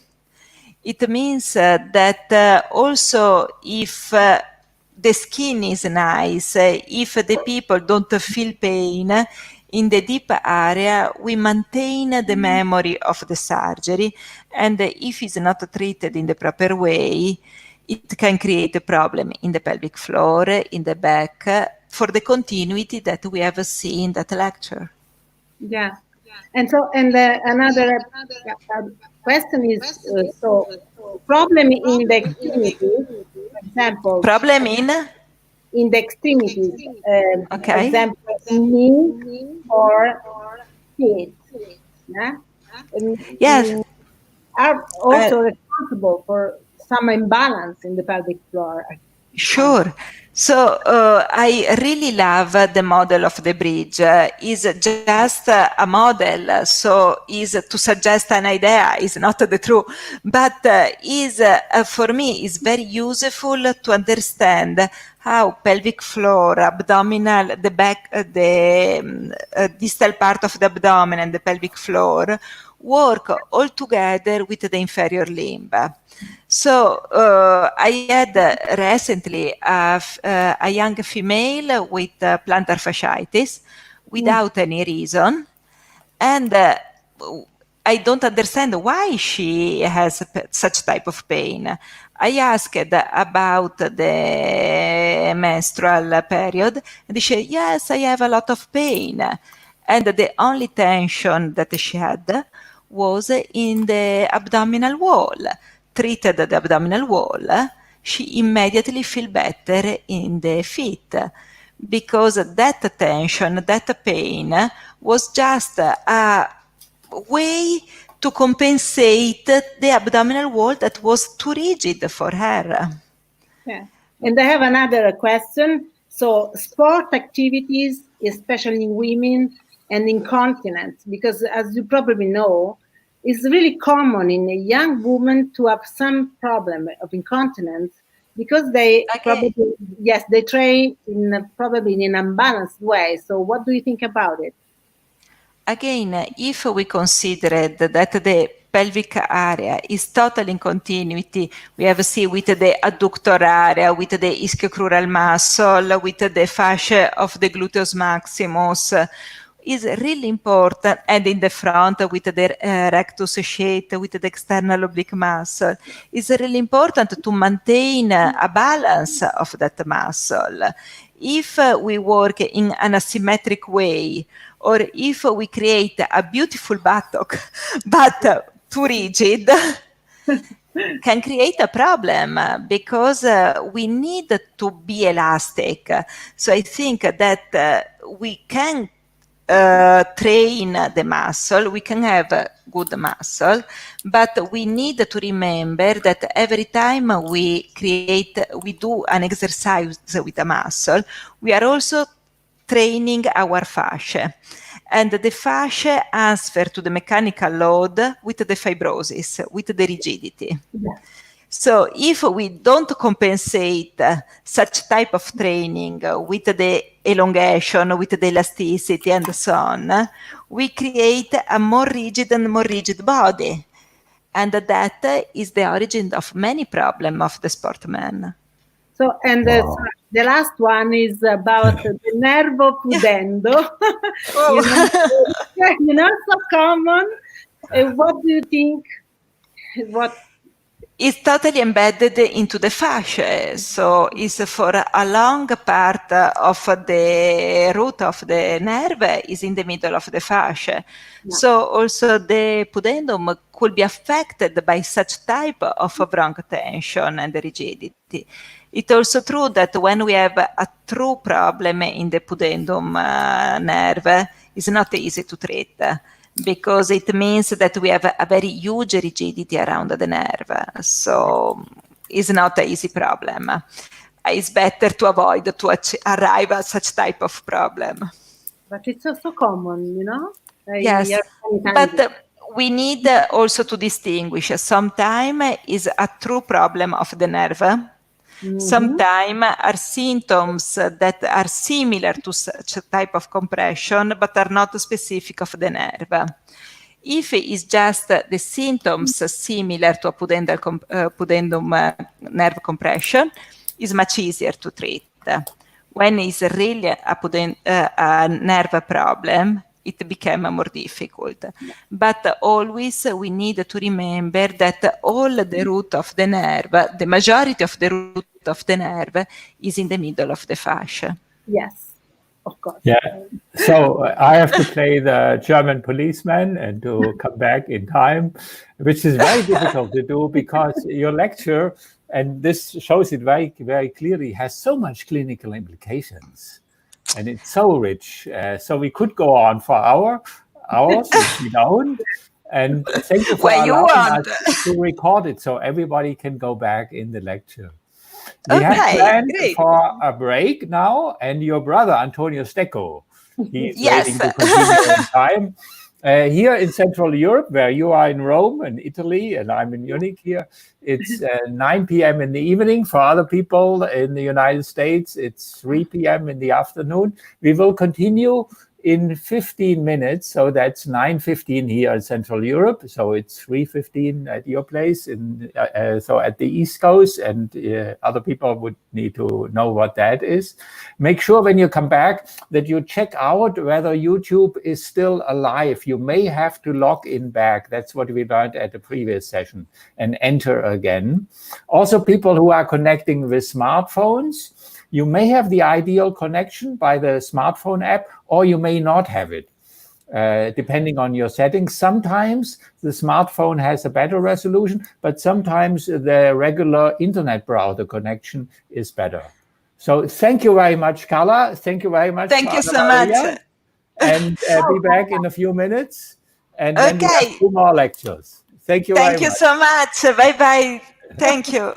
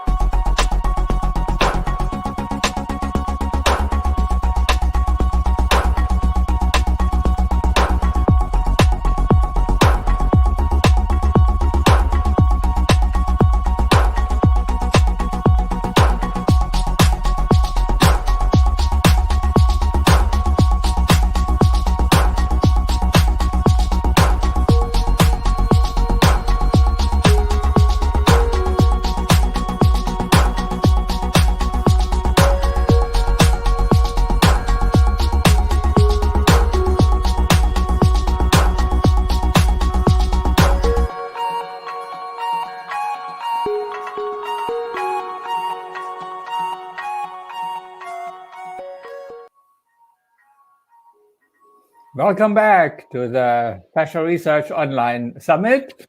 Make sure that if you put your mouse on the main screen, that the red line is to the very right in order to listen live to this presentation and to the now following 2 more presentations that we have. If you listened anytime later, then you can have the red line somewhere back, and then you can go back in time.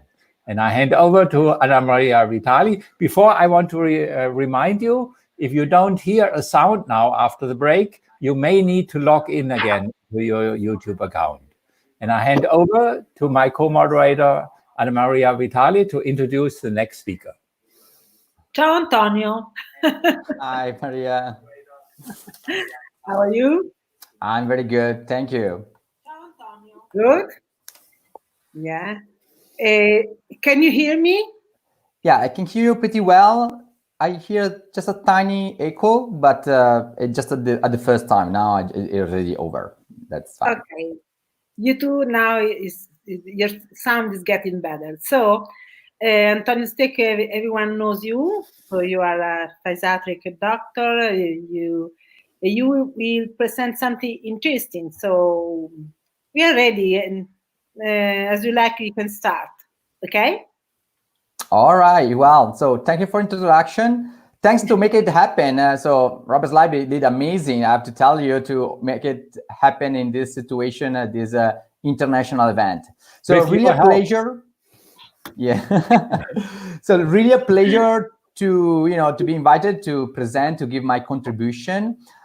So we are going to present a specific topic that I believe it will be new for some of you, for someone else maybe not, but we have some great news since this year. So it's really, probably, for someone really new stuff that I'm going to present. So if we go ahead with the first slide, we will see a little bit the agenda. So we can split the presentation in 4 main topics. So we will start from a little bit basic anatomy. So what we call myofascial expansion, just to understand what is the rule of fascia and how fascia and muscle work together. Because the aim of this presentation is to get to the disorder that we call densification. That is basically is the stiffness that we feel every day. So everybody feels stiffness, isn't it? But if you ask some clinician, even great scientists, do you feel stiff in your neck? I feel it. But what is this stiffness? Where it come from? Is it muscle? What is it? It's like a spondylodisc arthritis. What is this stiffness that you feel, you perceive in your body? So the aim of this presentation is to try to bring some new hypothesis, and maybe is becoming more than a hypothesis, that can explain this disorder, because I don't want to call pathology, but it's a really major disorder that can occur in our body. So from basic anatomy, we will move in the physiology, so how everything should glide between interface.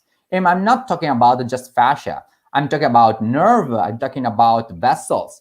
I'm talking about every structure in our body, because in any case, even if we don't move, the organ are moving. So the function is related to the motion of the organ, to the mobility and motility. So you will see the last slide of the presentation that we don't have to stop our analysis to the musculoskeletal system, but we have already some data about the visceral organ that we already have some ideas from the previous lecture. Then I will present the hypothesis that we had for the last 5-7 years. And at the end, like the last article that we published, that in my opinion, it can bring new information on the table.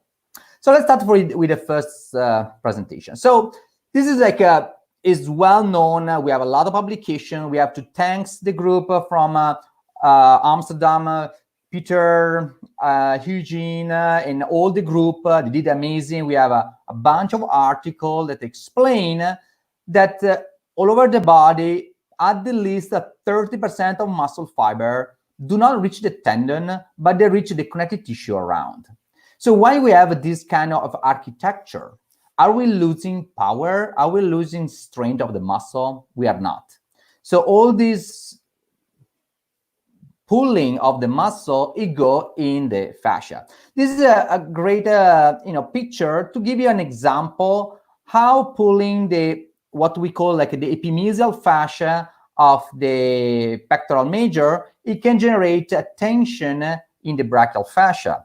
Vice versa, if you pull the brachial fascia, you can generate a clear tension in the muscle. So this is a clear example that we have in the upper limb, but we have something really similar, equal at the level of the thigh. So for instance, the gluteus maximus, we know, we published an article, like 80% of the muscle fiber merge in the fascia lata. So the really tensor of the fascia lata is not the tensor fascia lata, but it's the gluteus maximus. So the gluteus maximus is a major vector that generates tension in the fascia lata, and they work for the knee. So this is important because if you want to assess, if you want to figure it out what's going on in a painful knee, I mean, you cannot exclude it. You don't take in consideration the hip area because there is a lot of transmission that from there go down to the knee and vice versa. So this architecture, I believe that we can call sophisticated, but not complicated, because the fascia system is really help you to understand biomechanics and to understand the symptom of the patient. So it seems complicated because it's true. When you do a dissection, you are lost between septa, deep fascia, intermuscular layer, and so on.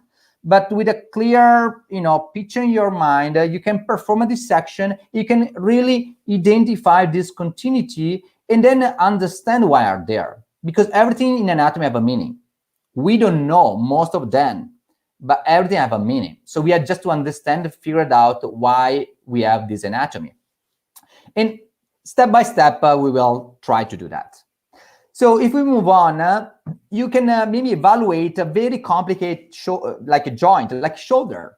I mean, in NYU, a lot of time I hear like the 50 shoulder. They say like 50 years old due to hormone, menopause, nephew that you have to hold on, or this kind of stuff. The female, they get this acute shoulder, and literature say that even rehab doesn't make any change. All right, so they don't know how to manage. Okay, but again, the shoulder, it can be the peak of the iceberg. So I mean, a shoulder have so many vectors that reach there that any of these vector, if it's not pulling properly, you have an incoordination of the shoulder. And so you can have a restriction and later on pain. So we can see in this picture clearly like the pectoral major, so the fascia over the pectoral major, it can pull in the brachial fascia like we saw before.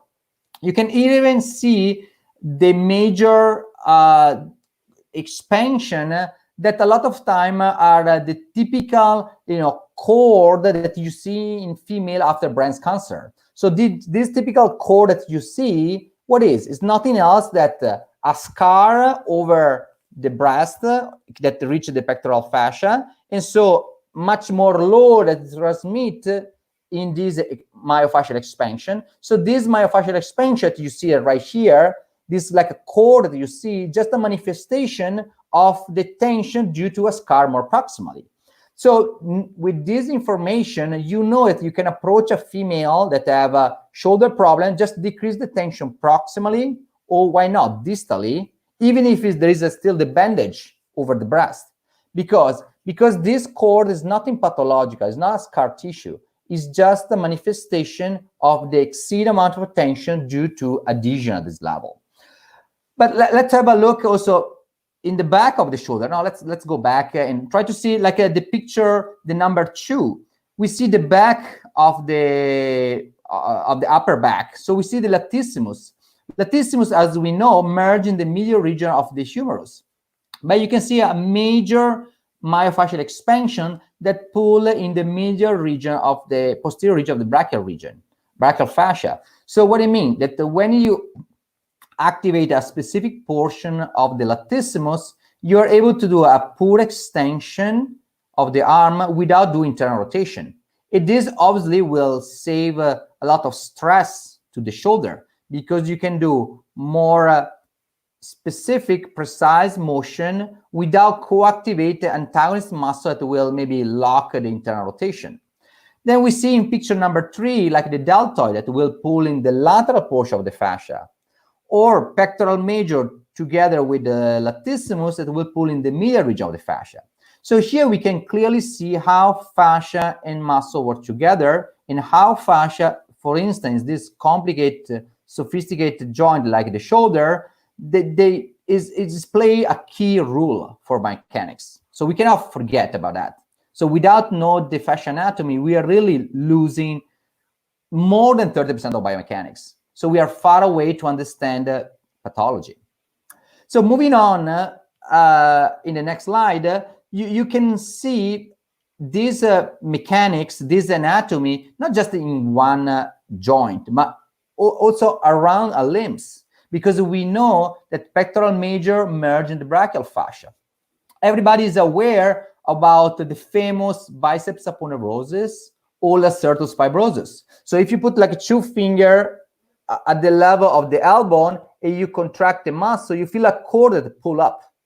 This cord that pull up is the very famous lacertus fibrosus or bicep aponeurosis that is able to carry the load of the biceps brachii in the antebrachial fascia.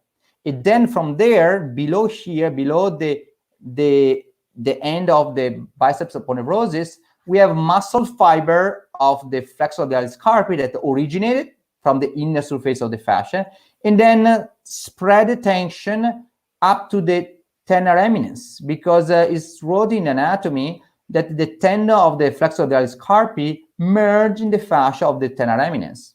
So whenever we walk, the typical movement of the arm with the thumb up, okay, what do? You activate the pectoral major, biceps, flexor orbialis carpi, tenar eminence, and so you have all this muscle under tension, all this fascia under tension from the top to the bottom. So this is to tell you that you can evaluate the fascia by segment. You can evaluate the fascia around sequence that you can call myokinetic chain, or you can call the meridian of the lung, because this one in Chinese medicine is exactly the localization of the meridian of the lung. So moving on, you can see with this slide exactly what is the role of the fascia. So the fascia is a bridge that making connection motor unit localized in synergic muscle in different body segments. So the fascia can make a bridge, and then through the stretch reflex managed by the muscle spindle can organize the activation of the intermedial segment. So let's say you start a motion grasping a bottle of water, and just making that, because from the brain you have the homunculus, like the hand, is well represented in the motor context, but the medial segment of the arm is not well represented like the hand. So the brain, through the motor cortex, identify what is the target, and the fascia with the stretch reflex with the muscle spindle and spinal cord can help to coordinate the intermedial segment. In this way, you can have what we call peripheral coordination of the motion. So we are not aware, but a lot of our motion are managed through spinal cord and periphery. So we have we organize our target motion, but a lot is managed in periphery. I mean, it would be impossible for our brain to manage everything. So we can stand in, we can move in, we can run, without taking care of all the single muscle, all the single part of the body, because a lot of stuff are managed in subconscious through the peripheral nervous system, thanks to the stretching of the fascia and the muscle spindle that are the elements that are able to perceive tension and generate an afference to the spinal cord. So we can go with the next one, and we can go ahead in the physiology, ready to go ahead with the pathology. So as we saw before, I mean, the layer of fascia are critical. So the layer of fascia that has to be free to glide in order to transmit load. So if you want to transmit load proximal to distal, distal to proximally, the muscle have to glide, the fascia have to glide, everything has to be independent and free to glide. What do we find out? That the fascia by itself have a multiple layer. Because for century and century, people thought that the fascia is like an irregular mesh. But it could be an irregular mesh if you see the fascia from the top, from the front. But this is not exactly like this one, okay? So people thought for centuries the fascia was an irregular mesh like this. In reality, it's something like that seems the same, but these have the ability to change the direction of the angle. So the different layers are free to glide and are able to transmit load in specific direction, because there is nothing random in our body. So as you can see here, 2 layers that compose the deep fascia, you can see that there is each layer of collagen fiber in a specific direction. And there is missing the 3rd layer, because normally the deep fascia have 3 layers. And we normally simplify with 1 layer oblique, transversal, longitudinal, to follow a little bit the 3 plane of the space that we normally use. So moving on, in the next slide, you can see that in a fresh sample, okay, maybe in US they're ready to have a lunch. Well, they just had lunch, but this is a pork chop. Why we select this sample? Because if you select a very fresh sample, the sliding system is preserved. This is very critical due to what we will see, the extracellular matrix. So in each interface, as you can see in the picture on the right, there is the typical glycosaminoglycan, adipose cell, hyaluronan, the typical extracellular matrix that allow the gliding. You see that just with a easy, smoothly movement of our hand, we can make it sliding the deep compartment of the leg, the more superficial compartment of the leg. So each single structure are moving independently. This is, in a very simple sliding. So imagine that all the body have interface. In all the body, each structure have to move independently. If we do a magnification, you can see that the intermuscular septa that we have right here is made by different layer. It's like a deep fascia, but instead to have 3 layers, I have like a 6-7 layer. What is the rule of this layer? Is to separate a deep compartment from a superficial compartment, at the same time to connect proximally to distally, because the layer, like this tube, they connect the tension generated proximally to distally, vice versa. So this architecture is very functional because it permits independency, connection. So, I mean, sometimes I'm laughing when the people fight to say that the fascia work for stability, no, fascia work for mobility. In reality, fascia work for both. In relation, if there is adhesion between layer or the layer are free to glide. So anatomy is very important and help to make people in peace. Okay. So let's move on and let's explain a little bit better what's. So here we have a video. This is a normal gliding. So this is the fascia lata. So you see the 3 layer, 1, 2, 3 layer that are gliding with a normal isometric contraction.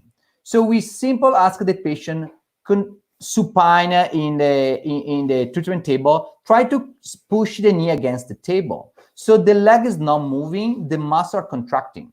So you clearly see the 3 layer, the 1, 2, 3 layer of the fascia lata, and you can clearly see the 3 layer are moving in different directions. So they're not moving all in one direction. They're moving a little bit in different direction. Because this layer come from gluteus maximus, tensor fascia lata, gluteus medium. So even when you push against the table, the knee, you activate all the muscle, and each muscle pull in a different layer. So this is a 2D imaging. In a 3D imaging, you will see the layer at the glide in this way. Again, this is isometric contraction. Think about a full range of motion. How this gliding will be so important for biomechanics. Vice versa, we evaluated the opposite side of this patient with the next video. And this patient on the other side suffer of like sciatic type pain. And we ask him to push the knee against the table. He's suffering because he's in pain, but you can clearly see that 3 layers are still there, but the glide is definitely less, okay? What do you mean? It means that he have done an MRI, he have done a X-ray, nobody's able to figure out what is wrong. Sure, they find out like a protrusion, but the protrusion doesn't match the symptom of the patient. They find out there is a little bit arthrosis at the hip region, but that doesn't explain this spreading pain down to the leg, okay? So what could be the problem? The problem can be a lack or a change of the viscosity of the black substance between the layer that we call extracellular matrix or loose connective tissue. So if this black substance between the layer become more viscous, like sticky, like a glue, obviously the glide between the layer decrease, so you start to perceive stiffness, and we will see later on that can cause pain, because we know we have a lot of literature right now. Fascia is well innervated. So if the fascia become rigid, it can overstimulate, it can irritate, it can generate a bombardment from the peripheral receptor, from mechanoreceptor, nociceptor, so you can have a painful afference from there. So let's move on, and let's try to explain this concept more in detail. So again, we focus a lot of our attention in the layers, so collagen, type 1, type 3, because that they transmit the force. But nowadays, we have just make a little bit more focus in the extracellular matrix. That is made, that is like the gel that you have, the fluid that you have between every interface in our body. Is made by glycosaminoglycans, is made by protoglycans, but is made also by hyaluronan or hyaluronic acid. It is a very bizarre substance that everybody knows for filling, for injection in the knee or whatever. In reality, it's a very, very bizarre substance. Have an unbelievable reaction. So let's move on with the next concept. So the hyaluronan hypothesis. So we know that we need hyaluronan in our body. So there is a great publication. So we know that the skin is really rich in hyaluronan. Over time, you get the wrinkle because the amount of hyaluronan decrease.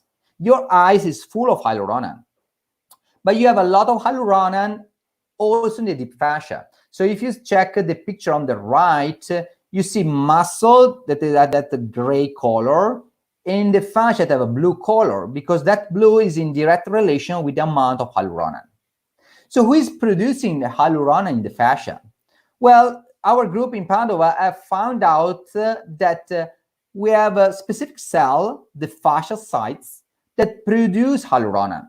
It's very particular because if you see the black arrows, that is a fasciocytes. The nucleus, the cell is blue, as the small cell that you see a little bit on the right, but the cell on the right is like we call a fibroblast that produces collagen fiber.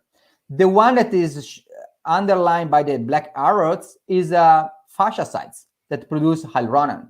So in the fascia, we find out a lot of cells. In a group from Poland that find out the telocytes. So now we know that the fascia have fibroblasts, fasciocytes, telocytes. So there is a lot of population, and we have to really understand what each single cell is doing. But so far, we know that the fasciocytes, they produce hyaluronan. Let's move on with the next one. What happened? So they keep producing. So they really produce hyaluronan. And if you immobilize the body, you can have a retention, an accumulation of hyaluronan. It doesn't seem so bad because you look, great, I have more hyaluronan in my body. In reality, this can be a problem. And this is really why I say it's bizarre substance. Because if you move on with the next one, what happened?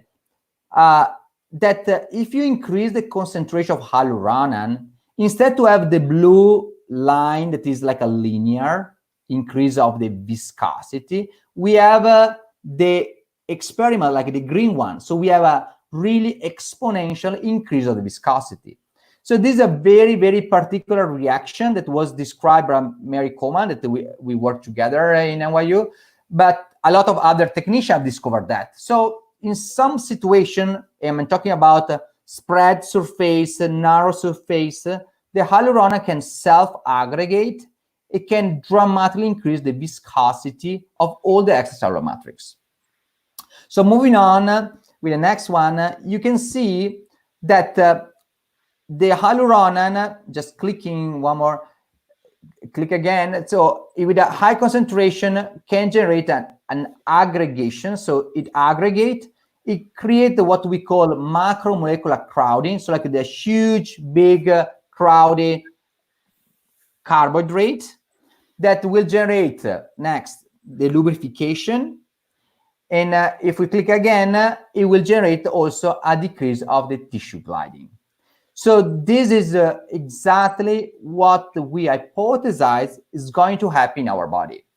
So if this aggregation will occur, we change a lubricant in a glue, okay? Something that is more similar to like honey, let's say.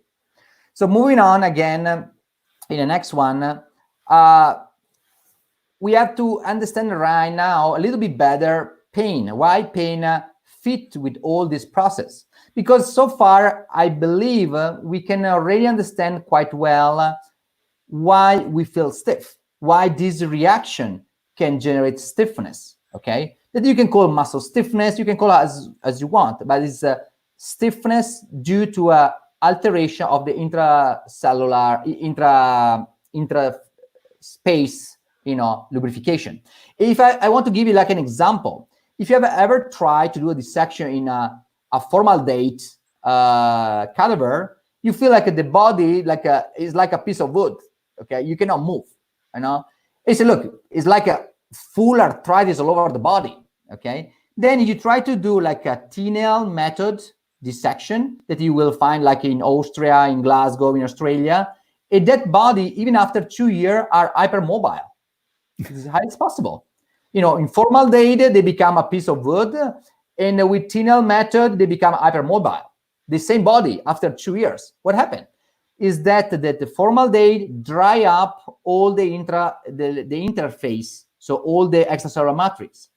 The other embalmization, they preserve the lubrification in the interface. So this is just to give you an example of how dramatic can be the reaction if you dry up the interface. Really, you can become a piece of wood. So let me try to explain now pain, where pain comes from. Okay, so this is the first article about innervation. We know that we have many, many articles about innervation. So basically what the author like Sung say that the tissue viscoelasticity shapes the dynamic response of mechanoreceptor. So if you have a normal gliding, you stimulate the mechanoreceptor, but you have what we call proprioception. So perception of the body in the space. So you have basically an afference that tells you what you're doing, okay? It tells you, look, there's tension right here. So you're moving that arm. So I can move my arm and I can feel where it's going. I can even, without look at the arm, I know what it's doing, what it's doing.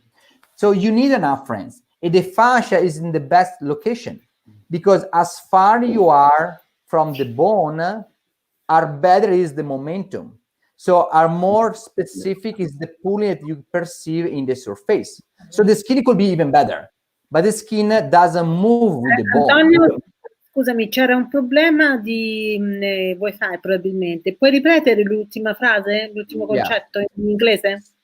Right. So like the fascia is in the best location to perceive the motion in the body because as far you are from the fulcrum, from like the bone, are better you can perceive the pulling, okay? Because the moment is higher. So the fascia is really at the periphery of the body.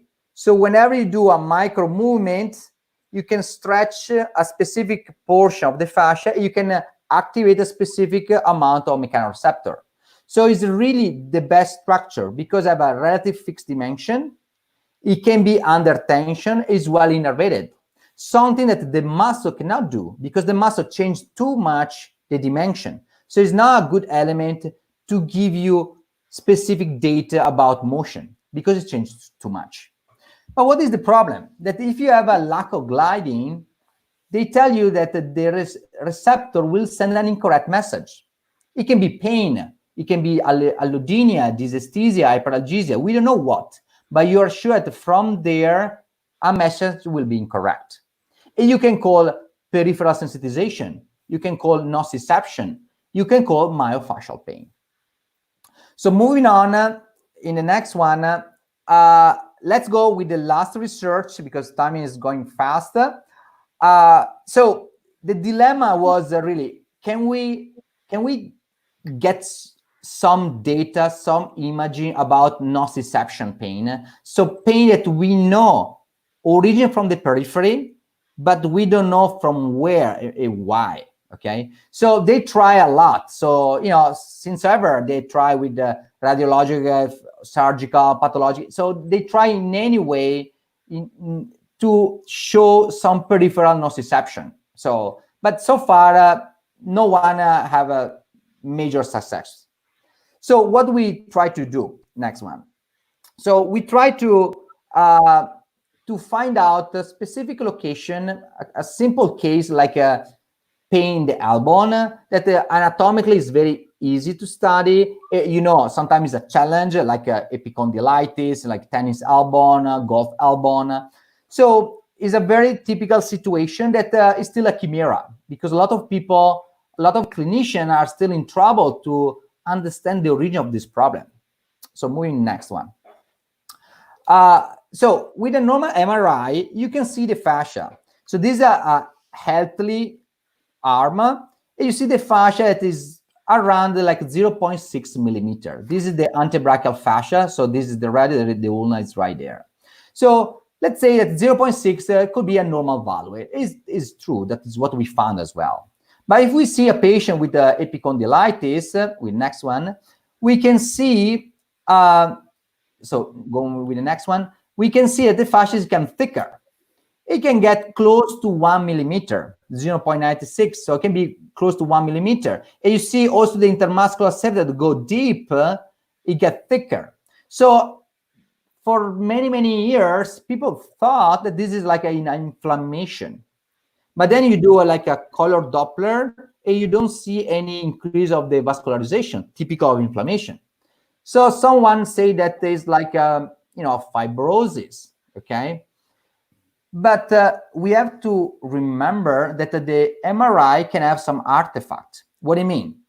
That if you have a structure that have a lot of interface, one close to the other, it can pick up like one major structure. It doesn't see that in reality are a different layer, one close to the other. So this fascia right here, in my opinion, is not fibrotic. It's not like they become like a double the thickness with a lot of collagen fiber, but it's just like a split up more. But the MRI pick up all the structure like a one. So it's missing that the interface that is full of something. And this is the same mistake that the ultrasound does. Okay, so it's a typical artifact. We have tried to prove this. So moving next. Right. So this is like is important. Why? Because in the elbow, the anatomy is very particular. So there is a fusion of tendon, of capsule, of fascia. So everything fused in this area. So it's really a location that can be very interesting for a lot of clinicians. Because for all the clinicians, they know that right here, everything converge. So fascia merge the tendon, merge intermuscular septa. Okay, so sometimes, as you said before, if we talk about fascia, at the same time, we talk about the origin tendon of the muscle. Okay, so it's really a structure that can be interesting for everybody. Moving next. So we did like a pilot study with NIH funding, very, very small. Is an investigation study to try to set up the machine, a new MRI to evaluate how this fascia look like and how the muscle by itself look like. In patient with epicondylitis, we try to do like a simple questionnaire, like a DASH evaluation. And then we try to treat and see what manual therapy can do in this kind of scenario. Moving on in the next one. So this is the elbow. This is the middle part of the elbow. On the other side, they have a lateral part. So at the top, you see the brachial fascia. At the bottom, you see antebrachial fascia. So you can clearly see the collagen fiber coming down in one direction, collagen fiber go ahead in another direction. So if you think about how when you bending the elbow, you can imagine that the angle between the red and the yellow line, it will change constantly. This angle will change constantly thanks to the sliding between a different layer. So we have on the right a full thickness sample that represent exactly this area where there is like the crossing of the two lines. So you can see like the first layer, the red one, loose connective tissue, adipose cell, glycosaminoglycans, and hyaluronan. Another layer, here there will be another tiny layer of glycosaminoglycans that they dry up. Then a third layer, loose connective tissue again, the tiny epimysium, and the muscle that you can a little bit see, but it will be like much more thicker, the muscle. So imagine that whenever you contract, the muscle contract in one direction, one layer glide in another direction, another layer glide in another direction. So everything moves when you bend the elbow. So the cushion, like this white layer of extracellular matrix has to have a very specific lubrication property. Otherwise, all this motion can be disrupted. Moving on with the next one.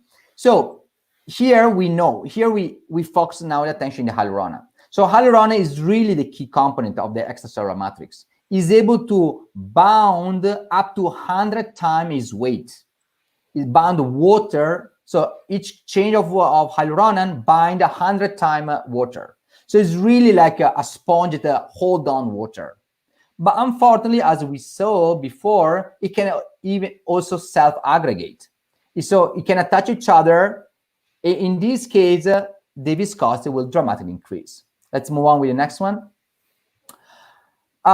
So when the hyaluronan self-aggregate, you can see some imaging on the right, the shear rate, so the ability to glide between different layers will drop with a proportion 1 to 10. So if viscosity increases 1, the shear rate between interfaces will drop 10 times. So it's really a dramatic reaction. Moving on with the next one. So this picture, I love it because it tried to explain what we got with this study. So on the left, you see normal hyaluronan in a sample. You see the change of hyaluronan, very regular, all mesh with each other. But in this way, they can be in touch with water a lot. So if you try to transfer this one in a three-dimensional area, like a sponge, because it's like a sponge external matrix, you see there is a lot of small hole. And if you see the magnification, the small hole is where you have a free water. The dark blue and the red are water that is bound with the hyaluronan. So in the ideal situation, you want to have a sponge that have the smaller hole as possible. So in this way, there is a homogeneous mesh of hyaluronan with water. This sponge will work as a lubricant. Again, in your engine, in the engine of your car, you put oil, you don't put water, because oil works as a lubricant. So this is what you really want. You want a perfect, three-dimensional network with a lot of water bound with hyaluronan. But when you have on the right, the self-aggregation, you see, they attach each other. So you start to have like a sponge with big hole. So the big hole, it means there is a lot of free water. Water that is not bound. So you have an infrastructure that is very rigid because the change right here, of hyaluronan are multiple change of hyaluronan. So it's like a cage where the piece of iron are very rigid and there's big hole full of water. So this sponge is now function because it's really a rigid element. So the T1 row is a new MRI that we have set up, our group have set up, that is able to define if you have free water or if you have bound water. So in other words, if you have free water, it means that you are in the right scenario. So a sponge with big hole. If you have bound water, you are on the left scenario, small hole, everything is attached with the hyaluronate. So you want to stay on the left, because if you are in the left, it means that your lubricant is very fluid. If you are on the right, it means that your lubrication is like a glue, it's like a jelly, it's like a honey. Okay, you don't want that one. So moving on, the next one, this is the first picture that I had, is the most exciting for many, many reasons. So at the top, you see the normal MRI. At the bottom, you see, in yellow and red, the T1 row in two separate cases. What is interesting, very interesting, that at the top, you can see like the thick fascia, antebrachial fascia. But in the T1 row imaging, you see that the fascia is red. A red, it means that there is a high concentration of unbound water, so free water. So it means that right there is a lot of self-aggregated hyaluronate that will make a very viscous the extracellular matrix. So this guy right here have an antebrachial fascia that is very viscous. That is mean very rigid. And you see different slide from on the left is that close to the elbow, on the right close to the wrist. In both the two cases, the scenario is very similar. Moving on in the next one, we did, then we move on and we did a treatment. We say, look, let's try to treat with manual therapy. What's going to happen if we treat with manual therapy? It is really amazing, because this is the first picture that shows a change in the biology after manual therapy. Because if you take a look at the first line, on the left, you see close to the elbow, on the right, close to the wrist. You see that on the two sides, so where there is the white arrows, you see the area that we treat. So you see that it's red at all the slide. So moving on the left, you see all the slide with this red, more close to the elbow, less close to the wrist. But after treatment, where there is the yellow arrows, the white arrows, the red become green, become even blue. So it means that there is much more bound water. We didn't want to treat the medial part of the elbow to keep as a control. So in this way, you can see the setting of the machine is the same, because the medial part of the elbow, you see the red is still the same. So it means the setting of the machine is the same, because the medial part didn't change. And we focus our treatment on the lateral side. But again, this is not the way to go, because what it's telling you, that if you have rigidity, epicondylitis, it means that you can have stiffness even the medial part of the elbow. So if you don't balance, as we say, if you don't treat the contralateral, this guy maybe start to have a golf elbow after tennis elbow, because I have stiff remain on the opposite side. So this, in our opinion, is the way that the body compensates. You have stiffness on one side, over time you generate stiffness on the other side to try to compensate the mechanics, okay? So this is important for many reasons. So again, you see, like we call like the second skin, the fascia, because you see really this ring that is red is where there is the problem, because the muscle by itself is pretty nice. Look, the muscle is blue. So the endomysium, perimysium, the muscle by itself have the correct amount of lubricant. Is the fascia right here is the problem. So this is very important for us. Moving on in the next one, we saw that the result was quite in agreement with the let's say the quality of life of the patient. But again, this is a smaller group. At the top of that, if the patient was very severe, was matching perfectly with this data. If the patient was not so severe, didn't match so much. Why? Because you can have stiffness distally to the elbow, proximally to the elbow. You can have a stiffness in other area, and the elbow can be the region where you feel the pain. Because if you have stiffness in the brachial region, why not? You can have epicondylitis. You don't have to have just a stiffness in that area.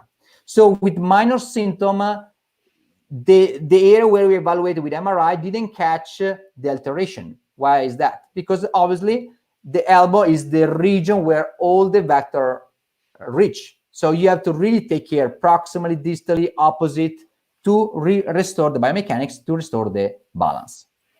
Moving on with the next one. So this is, I think, is a satisfaction because it helps us to understand that from all over the world, people are looking from different perspectives the same phenomenon. So this is a group from Ellen Langevin from Harvard. She proved that the people with chronic low back pain have a fascia that is thicker, 25% compared to normal, and the mobility between the layers is 52% lower.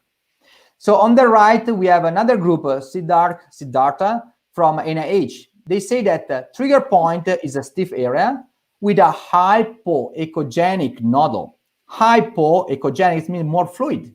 But what is this fluid? It cannot be blood, it cannot be lymph, but it can be a hyaluron aggregate. So it's a fluid, but it's more viscous than the surrounding area. And on the bottom is our study we did a time ago about chronic neck pain. People with chronic neck pain, the fascia is thicker, you see on the right, with more black in the middle. But again, this black probably is more viscous. So again, Ellen Langevin, chronic low back pain, fascia is thicker. Chronic neck pain, fascia is thicker. Ellen Langevin, the fascia doesn't glide properly, so it's more stiff. Trigger point is more stiff. Trigger point is more hypoechogenic, it's more black. Our fascia is more black in the middle. So you see that everybody is looking from different perspectives the same phenomena. And we hope that everybody will reach the same ending. So we are collaborating this time. Because I cannot exclude that there is an alteration right here, but I didn't take care about the muscle. Moving on, because the time is tight. So we proposed this article last year to explain that echogenicity is not enough. If you combine echogenicity and muscle stiffness that you can palpate with your hand, you can have much better data because you cannot misunderstand a sarcopenia with a latent neurogenic problem like a spasticity. You cannot make confusion between a denervation, acute denervation, and a trigger point that from echogenicity point of view looks the same. So it's really important what you do with your hand. It's really important the ability that you have to palpate, because palpation and the rate of stiffness are a key part for the assessment and for the diagnosis. Moving on with this, we did another study in spastic patient. Spastic patient, they have a similar phenomenon, but it's a full thickness. So let's have a look right here. So let's look at the picture in the middle. This is a pre-injection biceps. You see at the top of the biceps, on the body is the triceps. So the humor is in the middle. So the control is the healthy amparetic, like a non-paretic side. The red one is the paretic side. So what it is telling you? It's telling you that when you have a spasticity, you have a dramatic phenomenon, full thickness. It's not just a question of deep fascia. It's a question of deep fascia, epimysium, endomysium, perimysium, muscle, everything becomes stiff. But what we did? We inject hyaluronidase, an enzyme that is able to metabolize the exceed amount of hyaluronan. In post-injection, you see the shape of the arm change. You see a drop in the amount of red. What do you mean? It means that this red is really hyaluronan because hyaluronidase is specific for hyaluronan. So the difference between pre-injection and post-injection is only due to hyaluronan, not proteoglycan or glycosaminoglycan generally. So we prove it is really, really, really related to hyaluronan. Again, in this situation, the problem is full thickness. But with the injection, we are able to come back. This result with MRI match the result that we have from clinical point of view, because we improve the passive range of motion, but we improve also the active range of motion in this population. So this is funded by NIH, and we are moving on in Johns Hopkins with this study. Last slide, and then we have really done.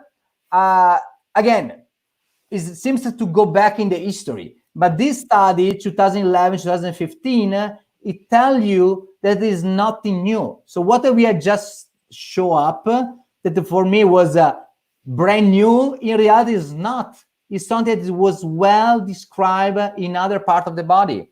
So we have not discovered anything new, because in the liver, it happened the same process. In the heart, in the kidney, it happened the same process. So when before to have liver fibrosis, before to have fascia fibrosis, you have an accumulation of hyaluronate, of extracellular matrix, up to 8 times. So here you see early phase of liver disorder, and you have 8 times more extracellular matrix. They don't understand if hyaluronate, glycosaminoglycans, but with the T1 row, they see that there is an alteration of the liver. And then after decades, that liver becomes fibrotic. So what do you mean? It means that in all the body, all the organ, all the tissue, densification can occur. It's a process that takes a month, year to process. And we are lucky because before to get fibrosis where we cannot resolve anything more, we have a window of decades to treat the patient. So we are really lucky, but again, this is a process that happens all over the body. So I conclude with this slide that is really the cover of the journal. So, the journal, it was so exciting to see our article that they say, look, I want to give you the cover because it's really a brand new, a breakthrough, like a method to assess. We really believe it will be available soon, worldwide, this new way to evaluate the body, because in this way we'll be able to make an early diagnosis and then a quick treatment for the benefit of the patient. Thanks a lot. Thank you, Antonio. So I have some questions for you. So first of all, do you have any evidence, clear evidence, between the correlation between aggregate of hyaluronate and inflammation? And if, in your opinion, there's also a correlation with oncological evolution?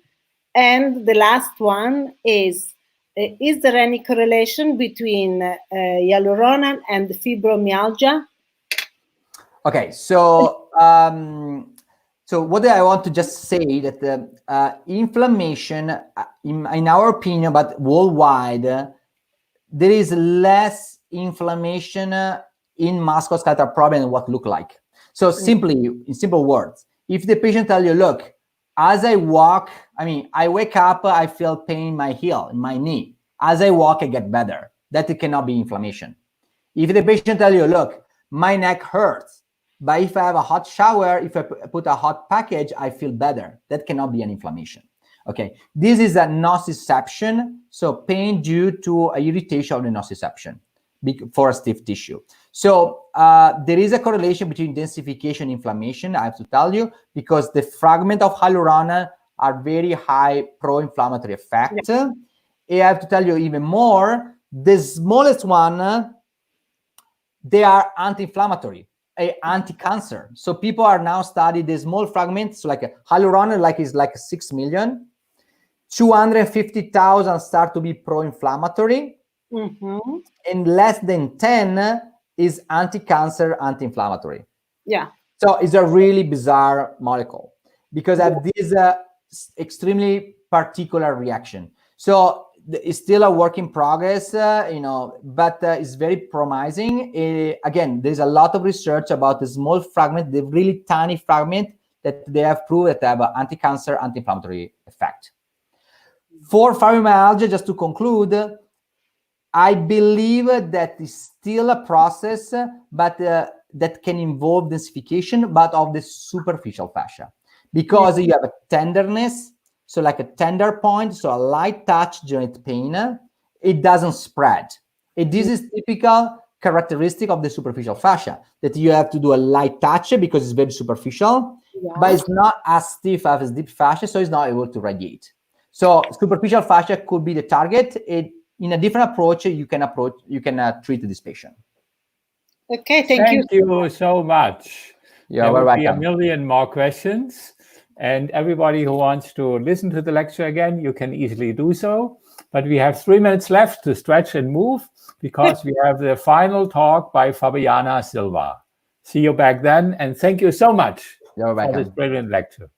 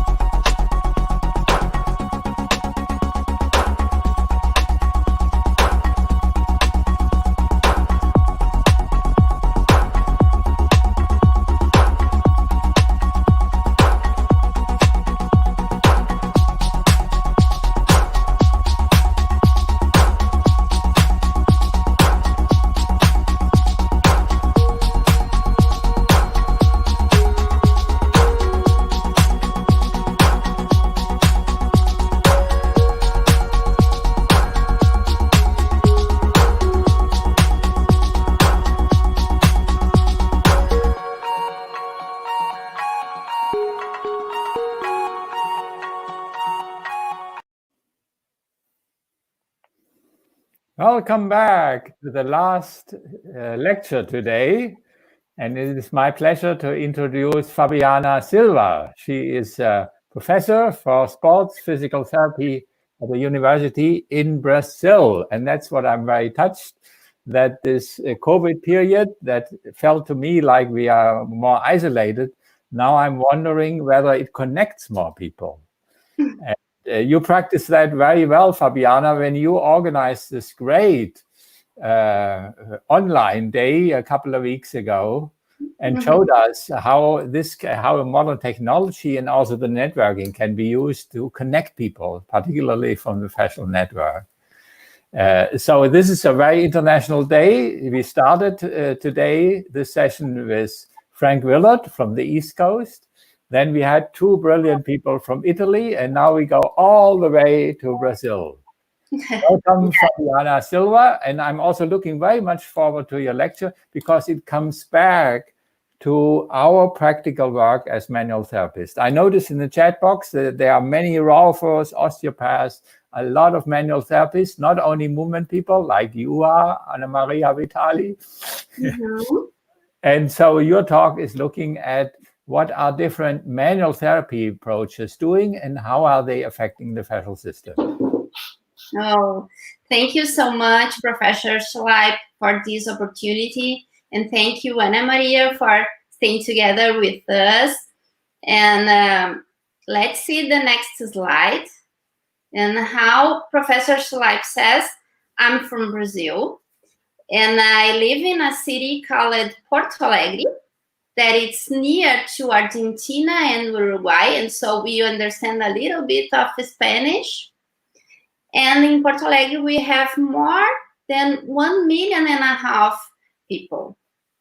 And like some of you know, in Brazil, we like hugs and we like handshaking, we like touch.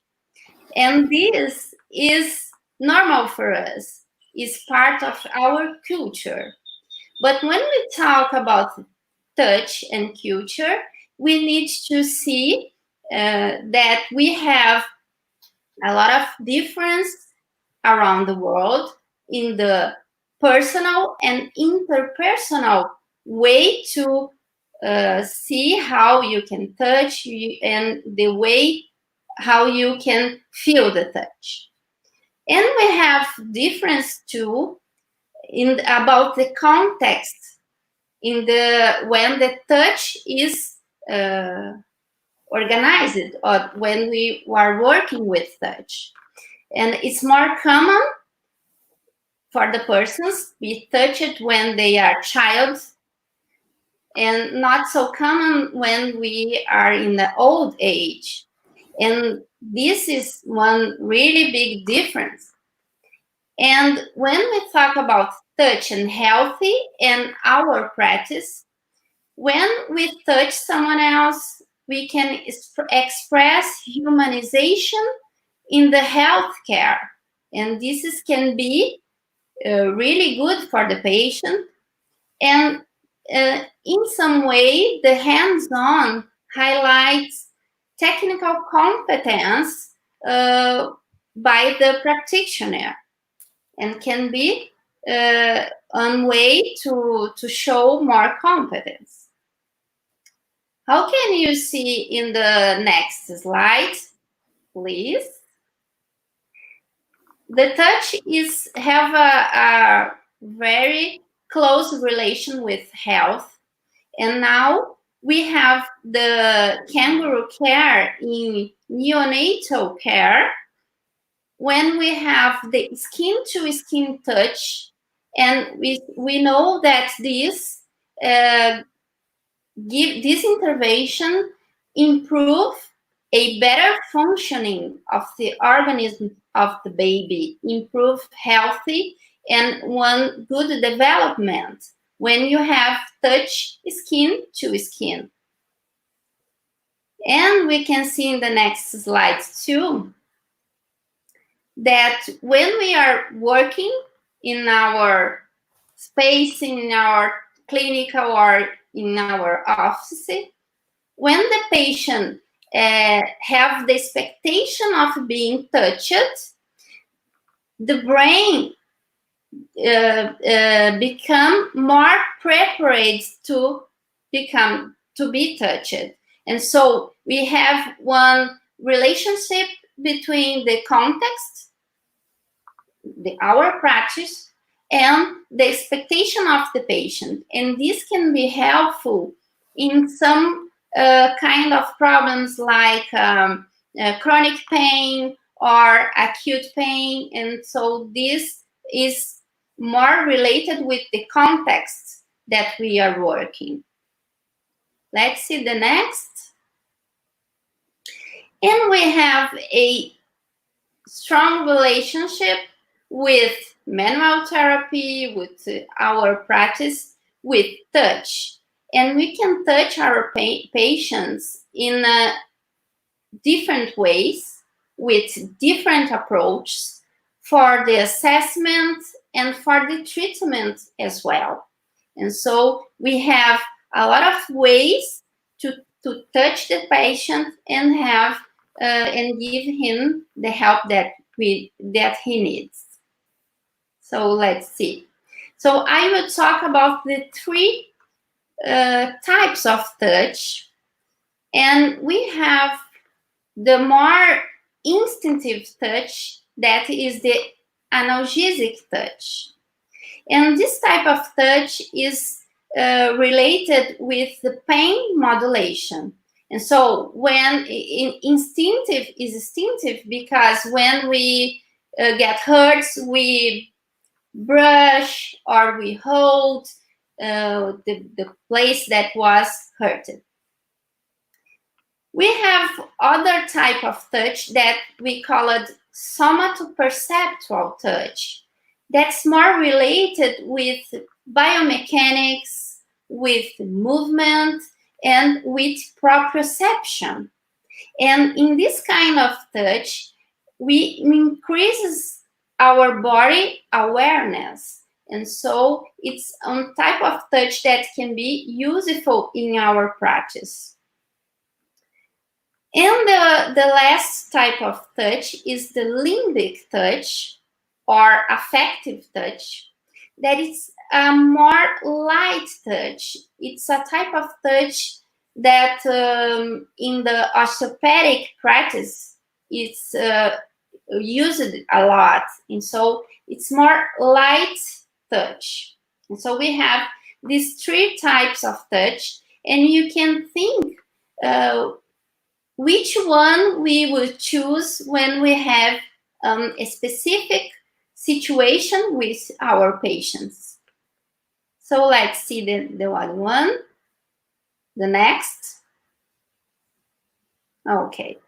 And so all types of touches have physical properties and emotional properties.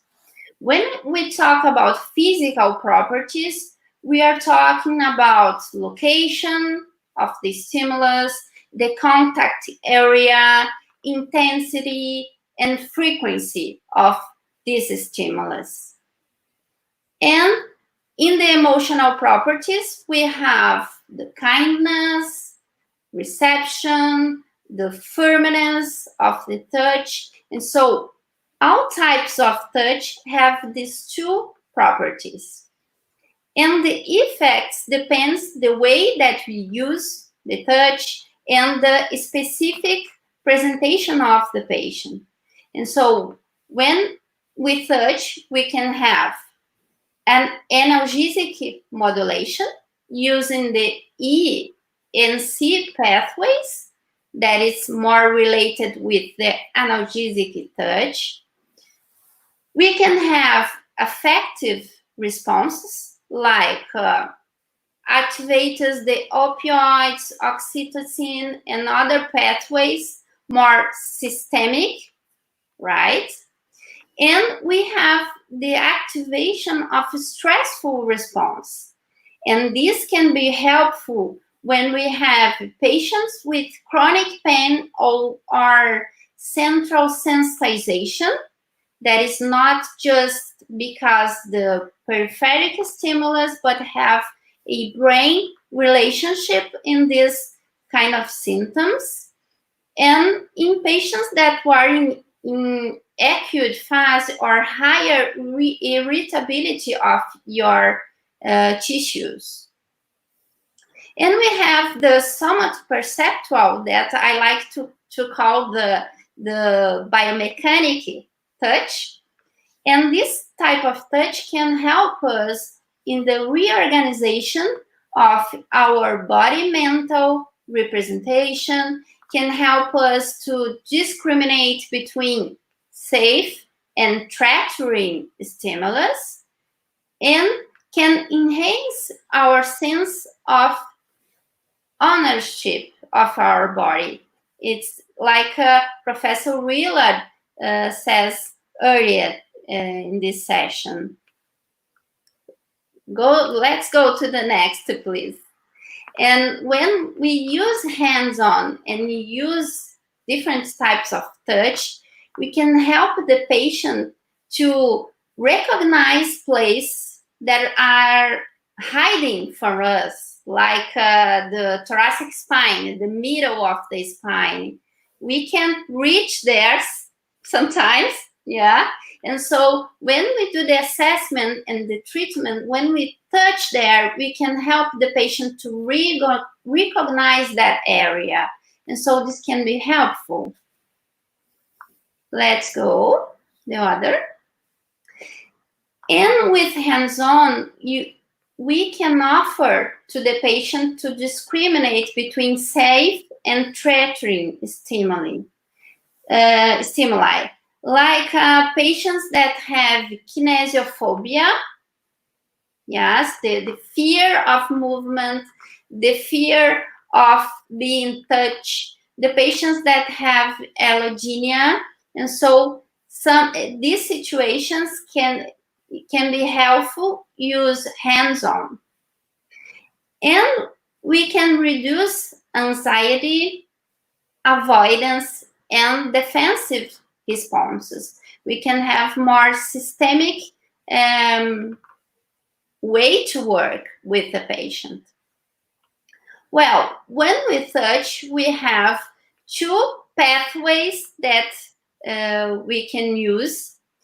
In my left side, in orange, we have one type of stimuli that use slow nerve fibers and goes to the insular cortex. In my right side, we have other stimulus that use fast nerve fibers and goes to somatosensory cortex. Let's see the next one. And so when we talk about insular cortex stimulation, we are talking about limbic touch, the affective or light touch. And when we talk about the somatoperceptual or biomechanic touch, we are talking about more activation in the somatosensory cortex.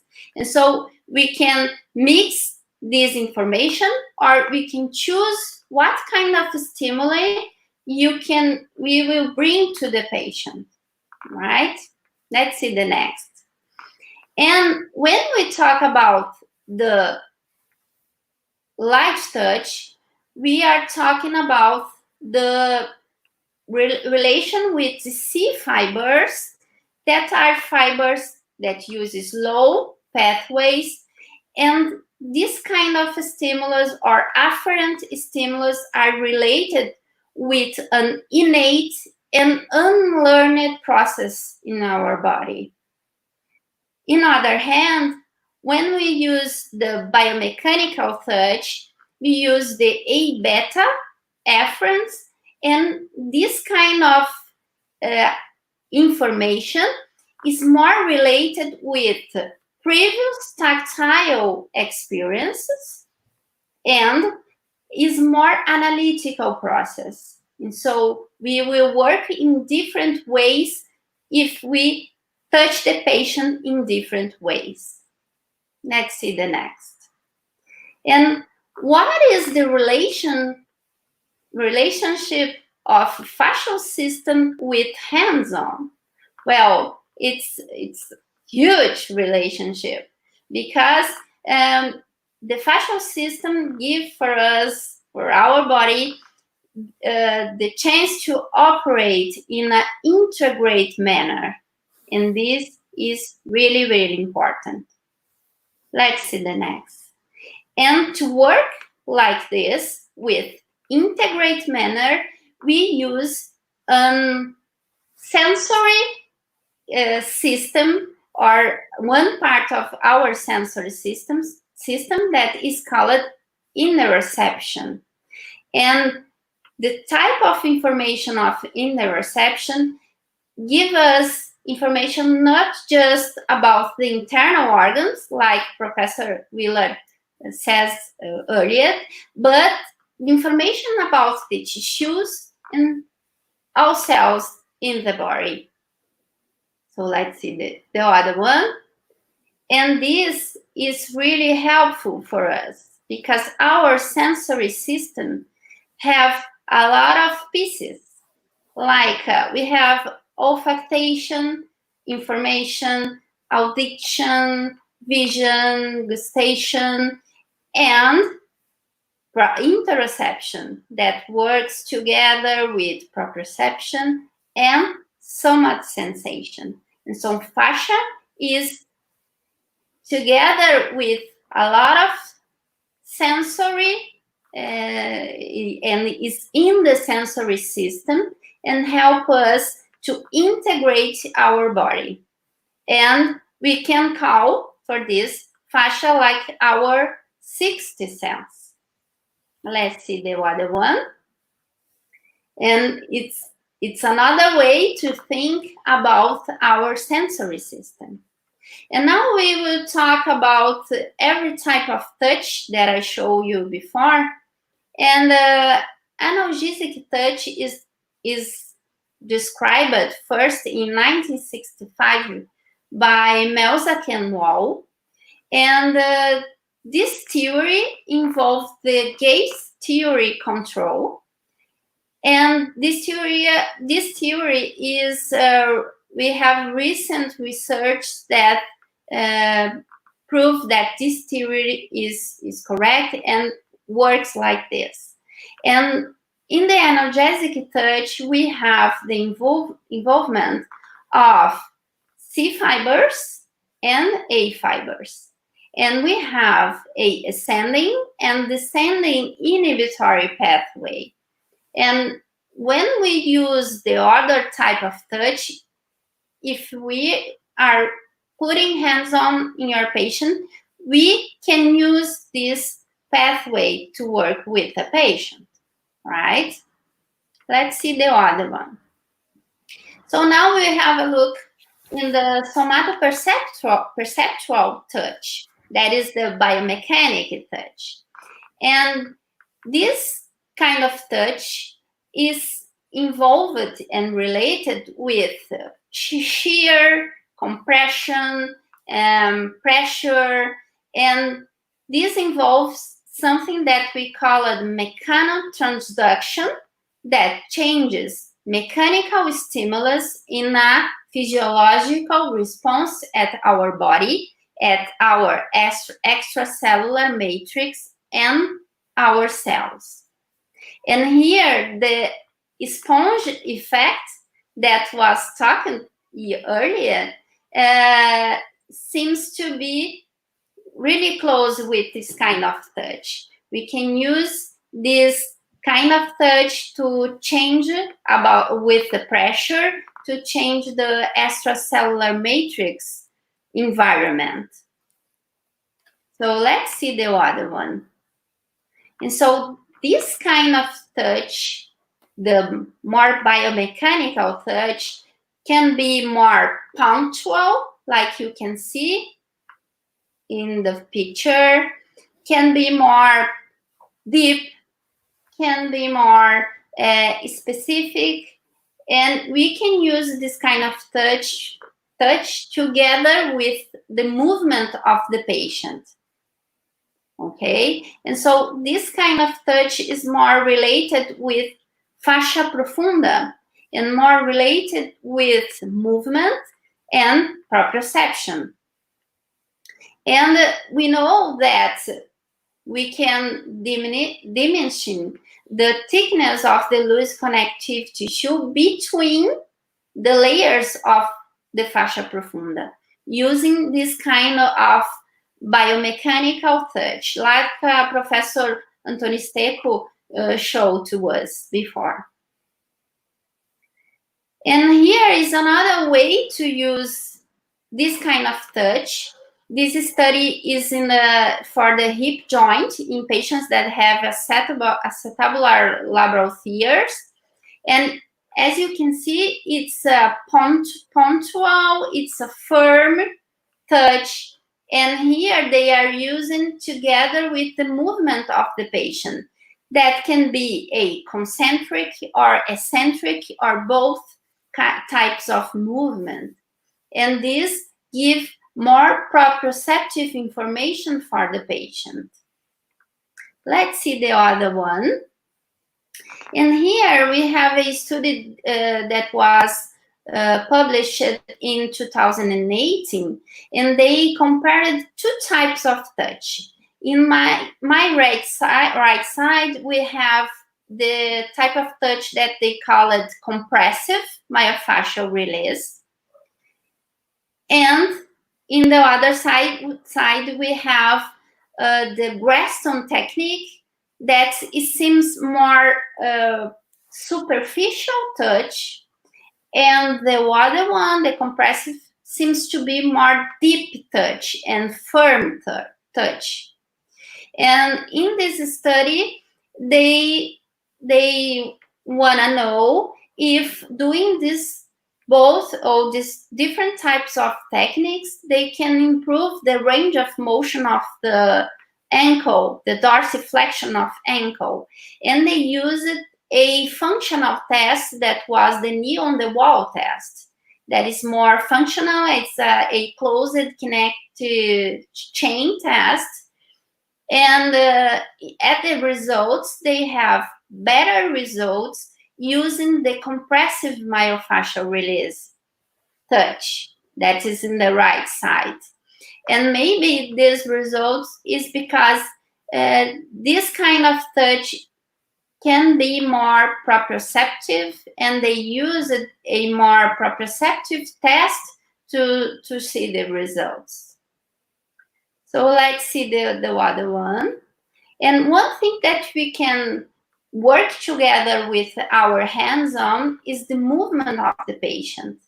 And the movement can be active movement or passive movement, depending the situation of the patient, the tissue irritability, and the problem of the patient.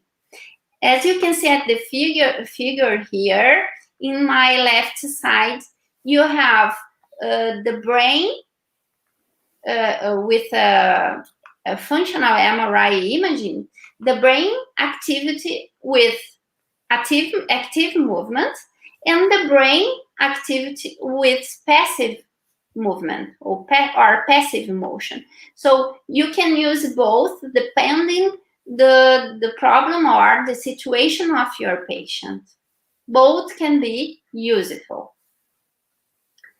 And as we can see, and we know that when we have fast results, like a fast improve in range of motion, we don't have just the mechanical properties working in our touch. We have the neurophysiological effects too. And this is important because we can isolate one of other when we are touching the body. And sometimes when you have a fast improvement, in most of the time we have more neurophysiological effects than mechanical effects. So let's see the other one. And now, what about the limbic touch? Let's see. And when we talk about limbic touch, that was the touch that was so light, we can have positive emotional response like the feeling of safety and relaxation. And when the patient are under stress, this can be helpful in some situations. And this kind of touch have a more area, one large contact area, not just one finger pressing the skin or pressing the body. Let's see the other one. And we know that when we use this type of touch, this light touch, we can reduce avoidance and stress biomarkers that was related with stressful response, like cortisol, like we can see, the heart rate, and other things that are in relationship with stress. So let's see the next one.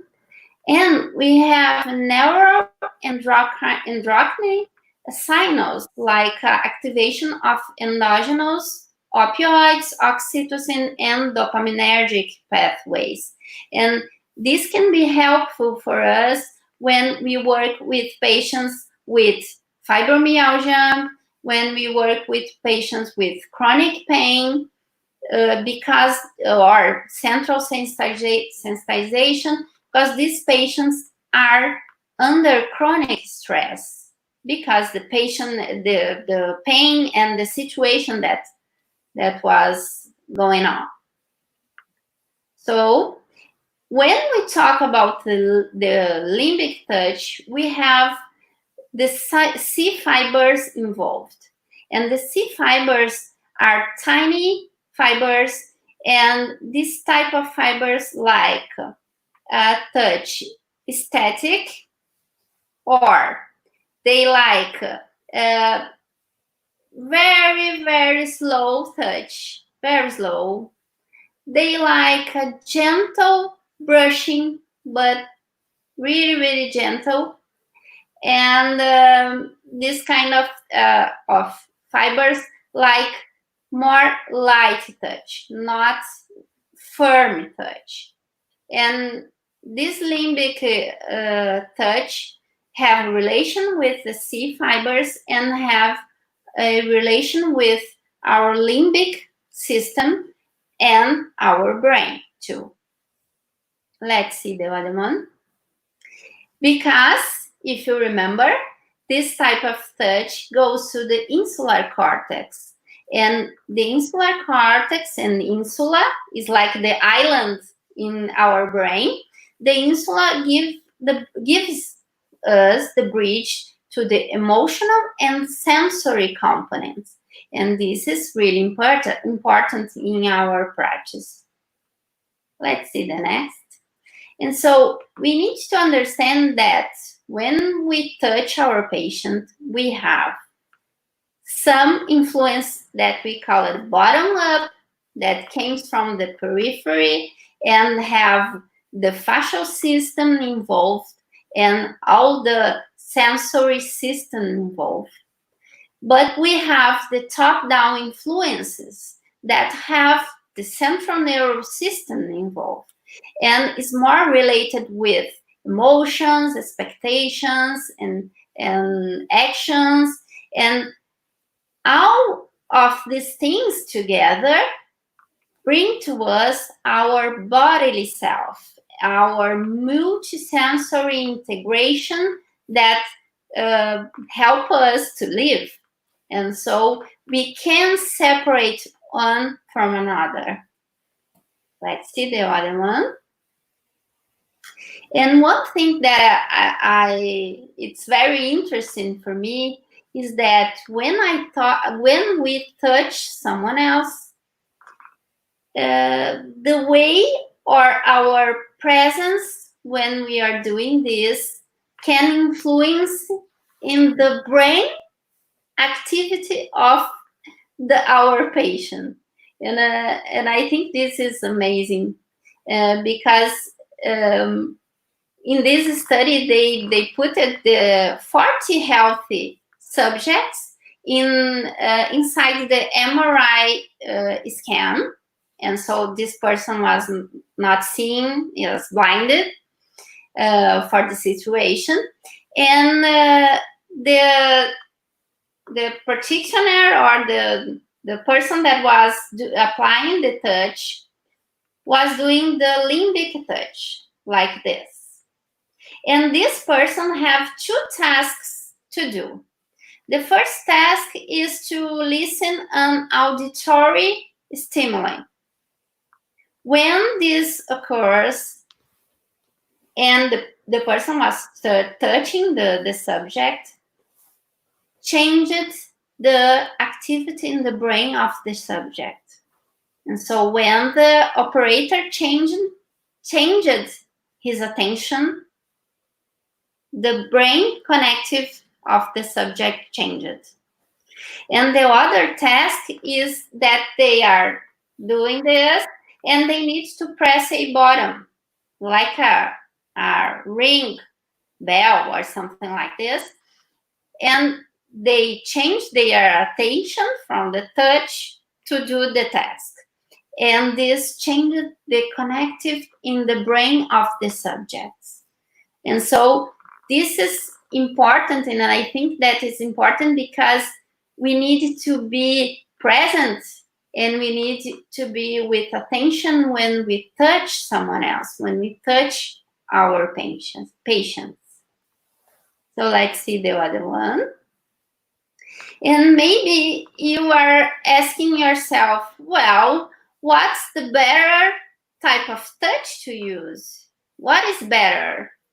So I can say to you, it depends. Depends your patient issue, depends your clinical reasoning, and depends of your treatment strategy.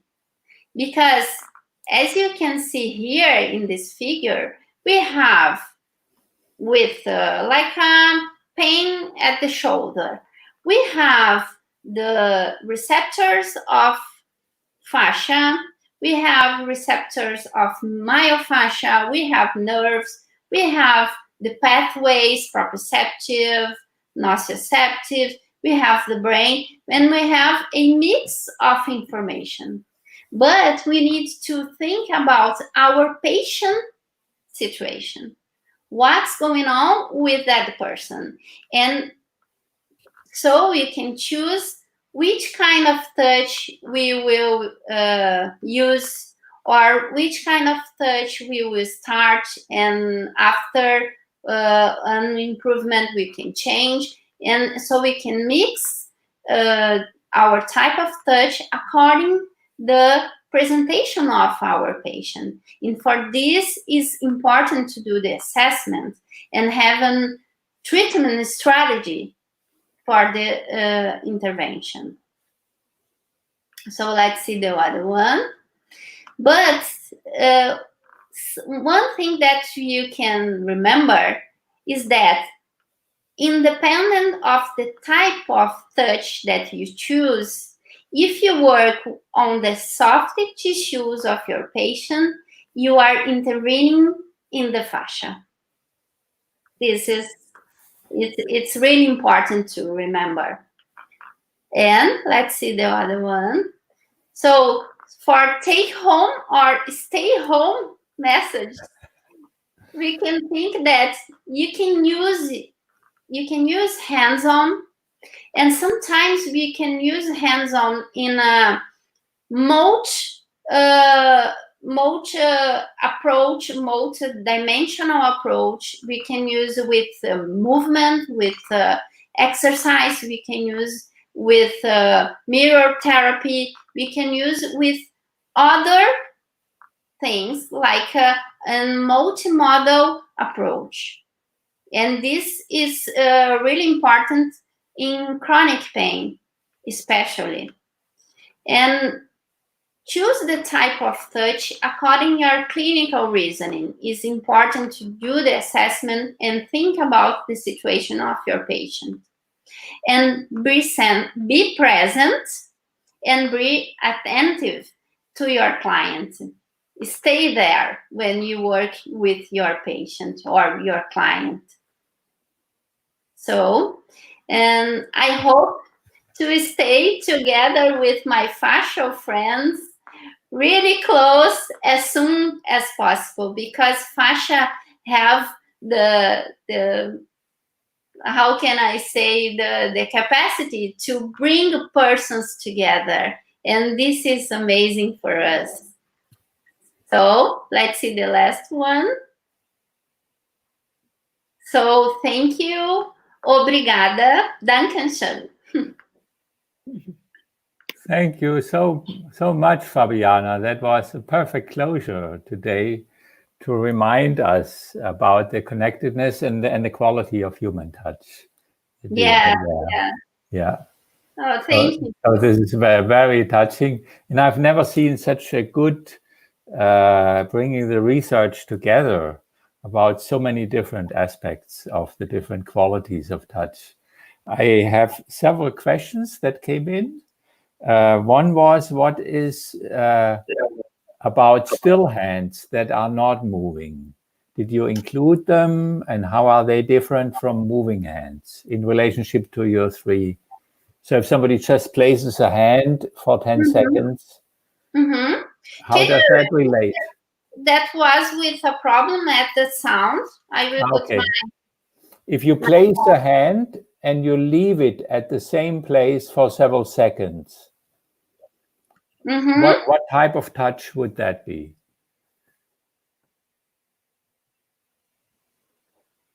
So if you touch somebody, you can move, and that could be the limbic touch, for example. But if you leave the hand without moving it, is that a limbic touch? Or? Yes, the limbic touch too. And when we have the hairy skin, we have more the tactile fibers at the skin. And when you move, you will have the limbic touch too. But but you need to do a slow movement. And that was the second question that I understood. If a therapist is too rapid, if they are too hurried, does then the brain switch from insula to somatomotor cortex? Yes. Okay. Yes. And I had a question. Are you aware of any differences in terms of age group, young people, middle-aged and elder people, or of gender, men and women, about the potency of your three types of touch? And women have more, they are more sensible for the touch, the more hard touch. And this can have relationship with hormones and something like this.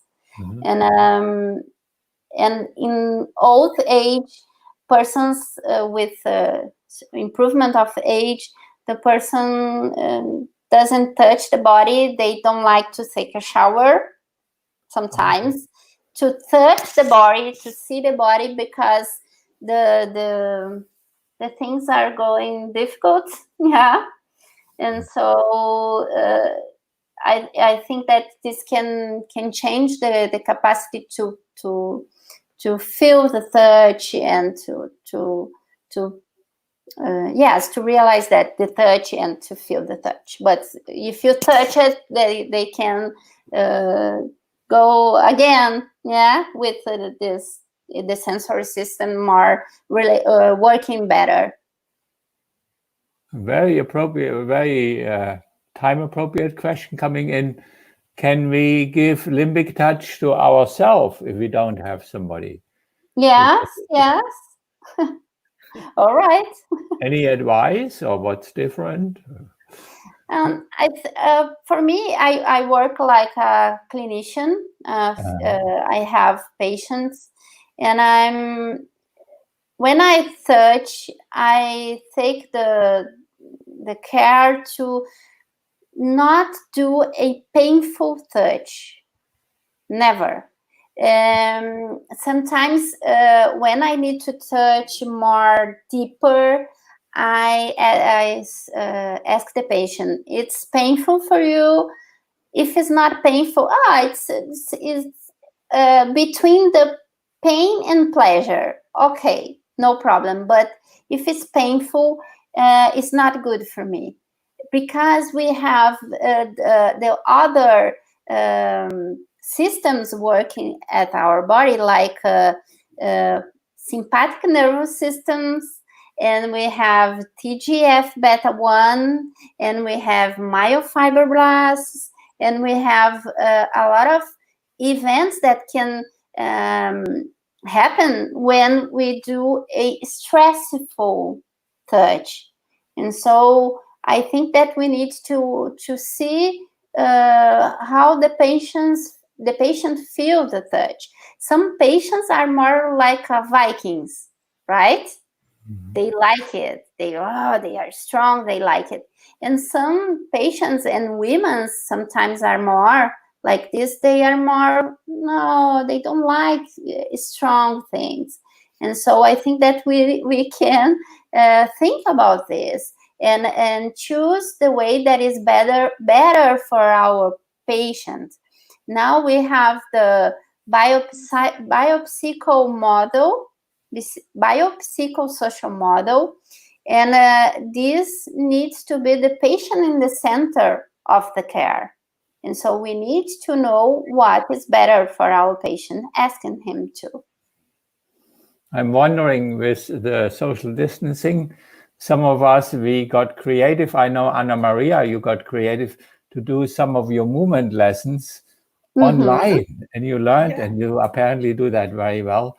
I have never spoken with anybody, but maybe some people in the audience, and you can come back and comment here, whether you have done online touching courses with your clients.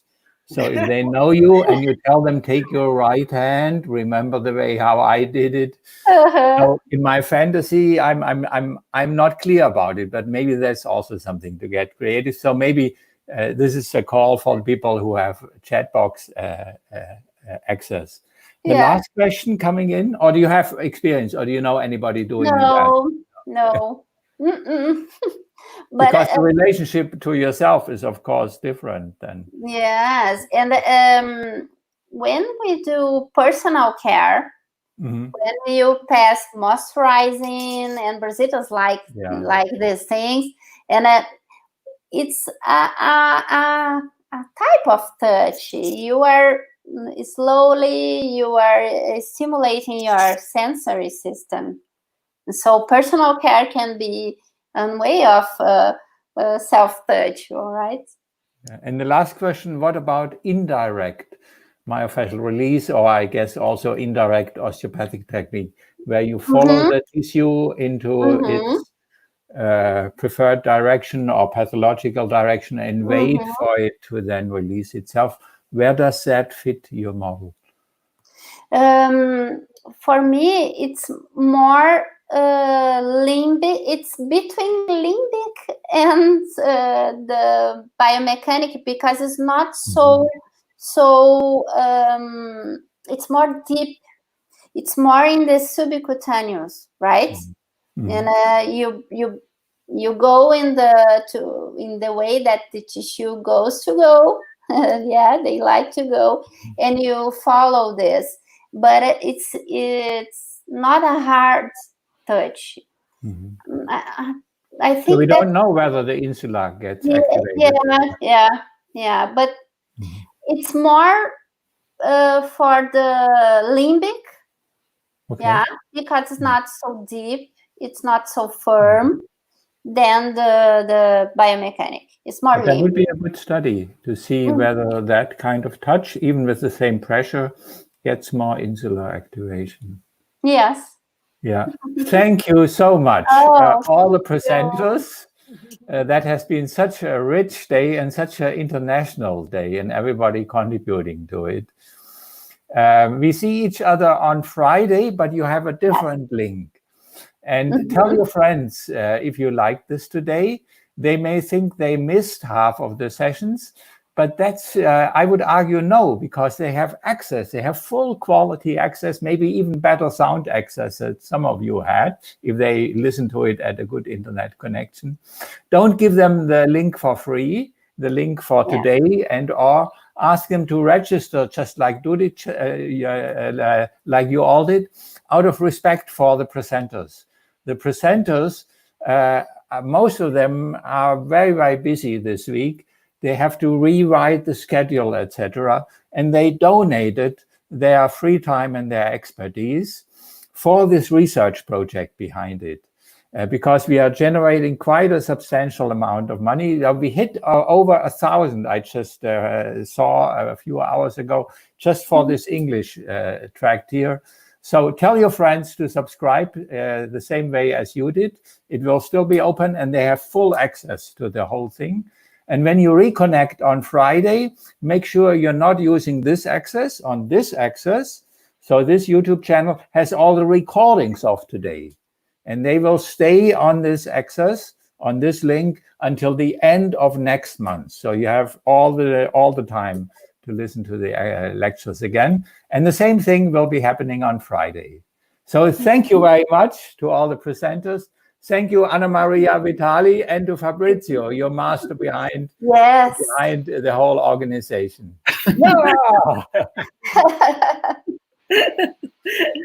Good night. Ciao. Thank you. Thank you.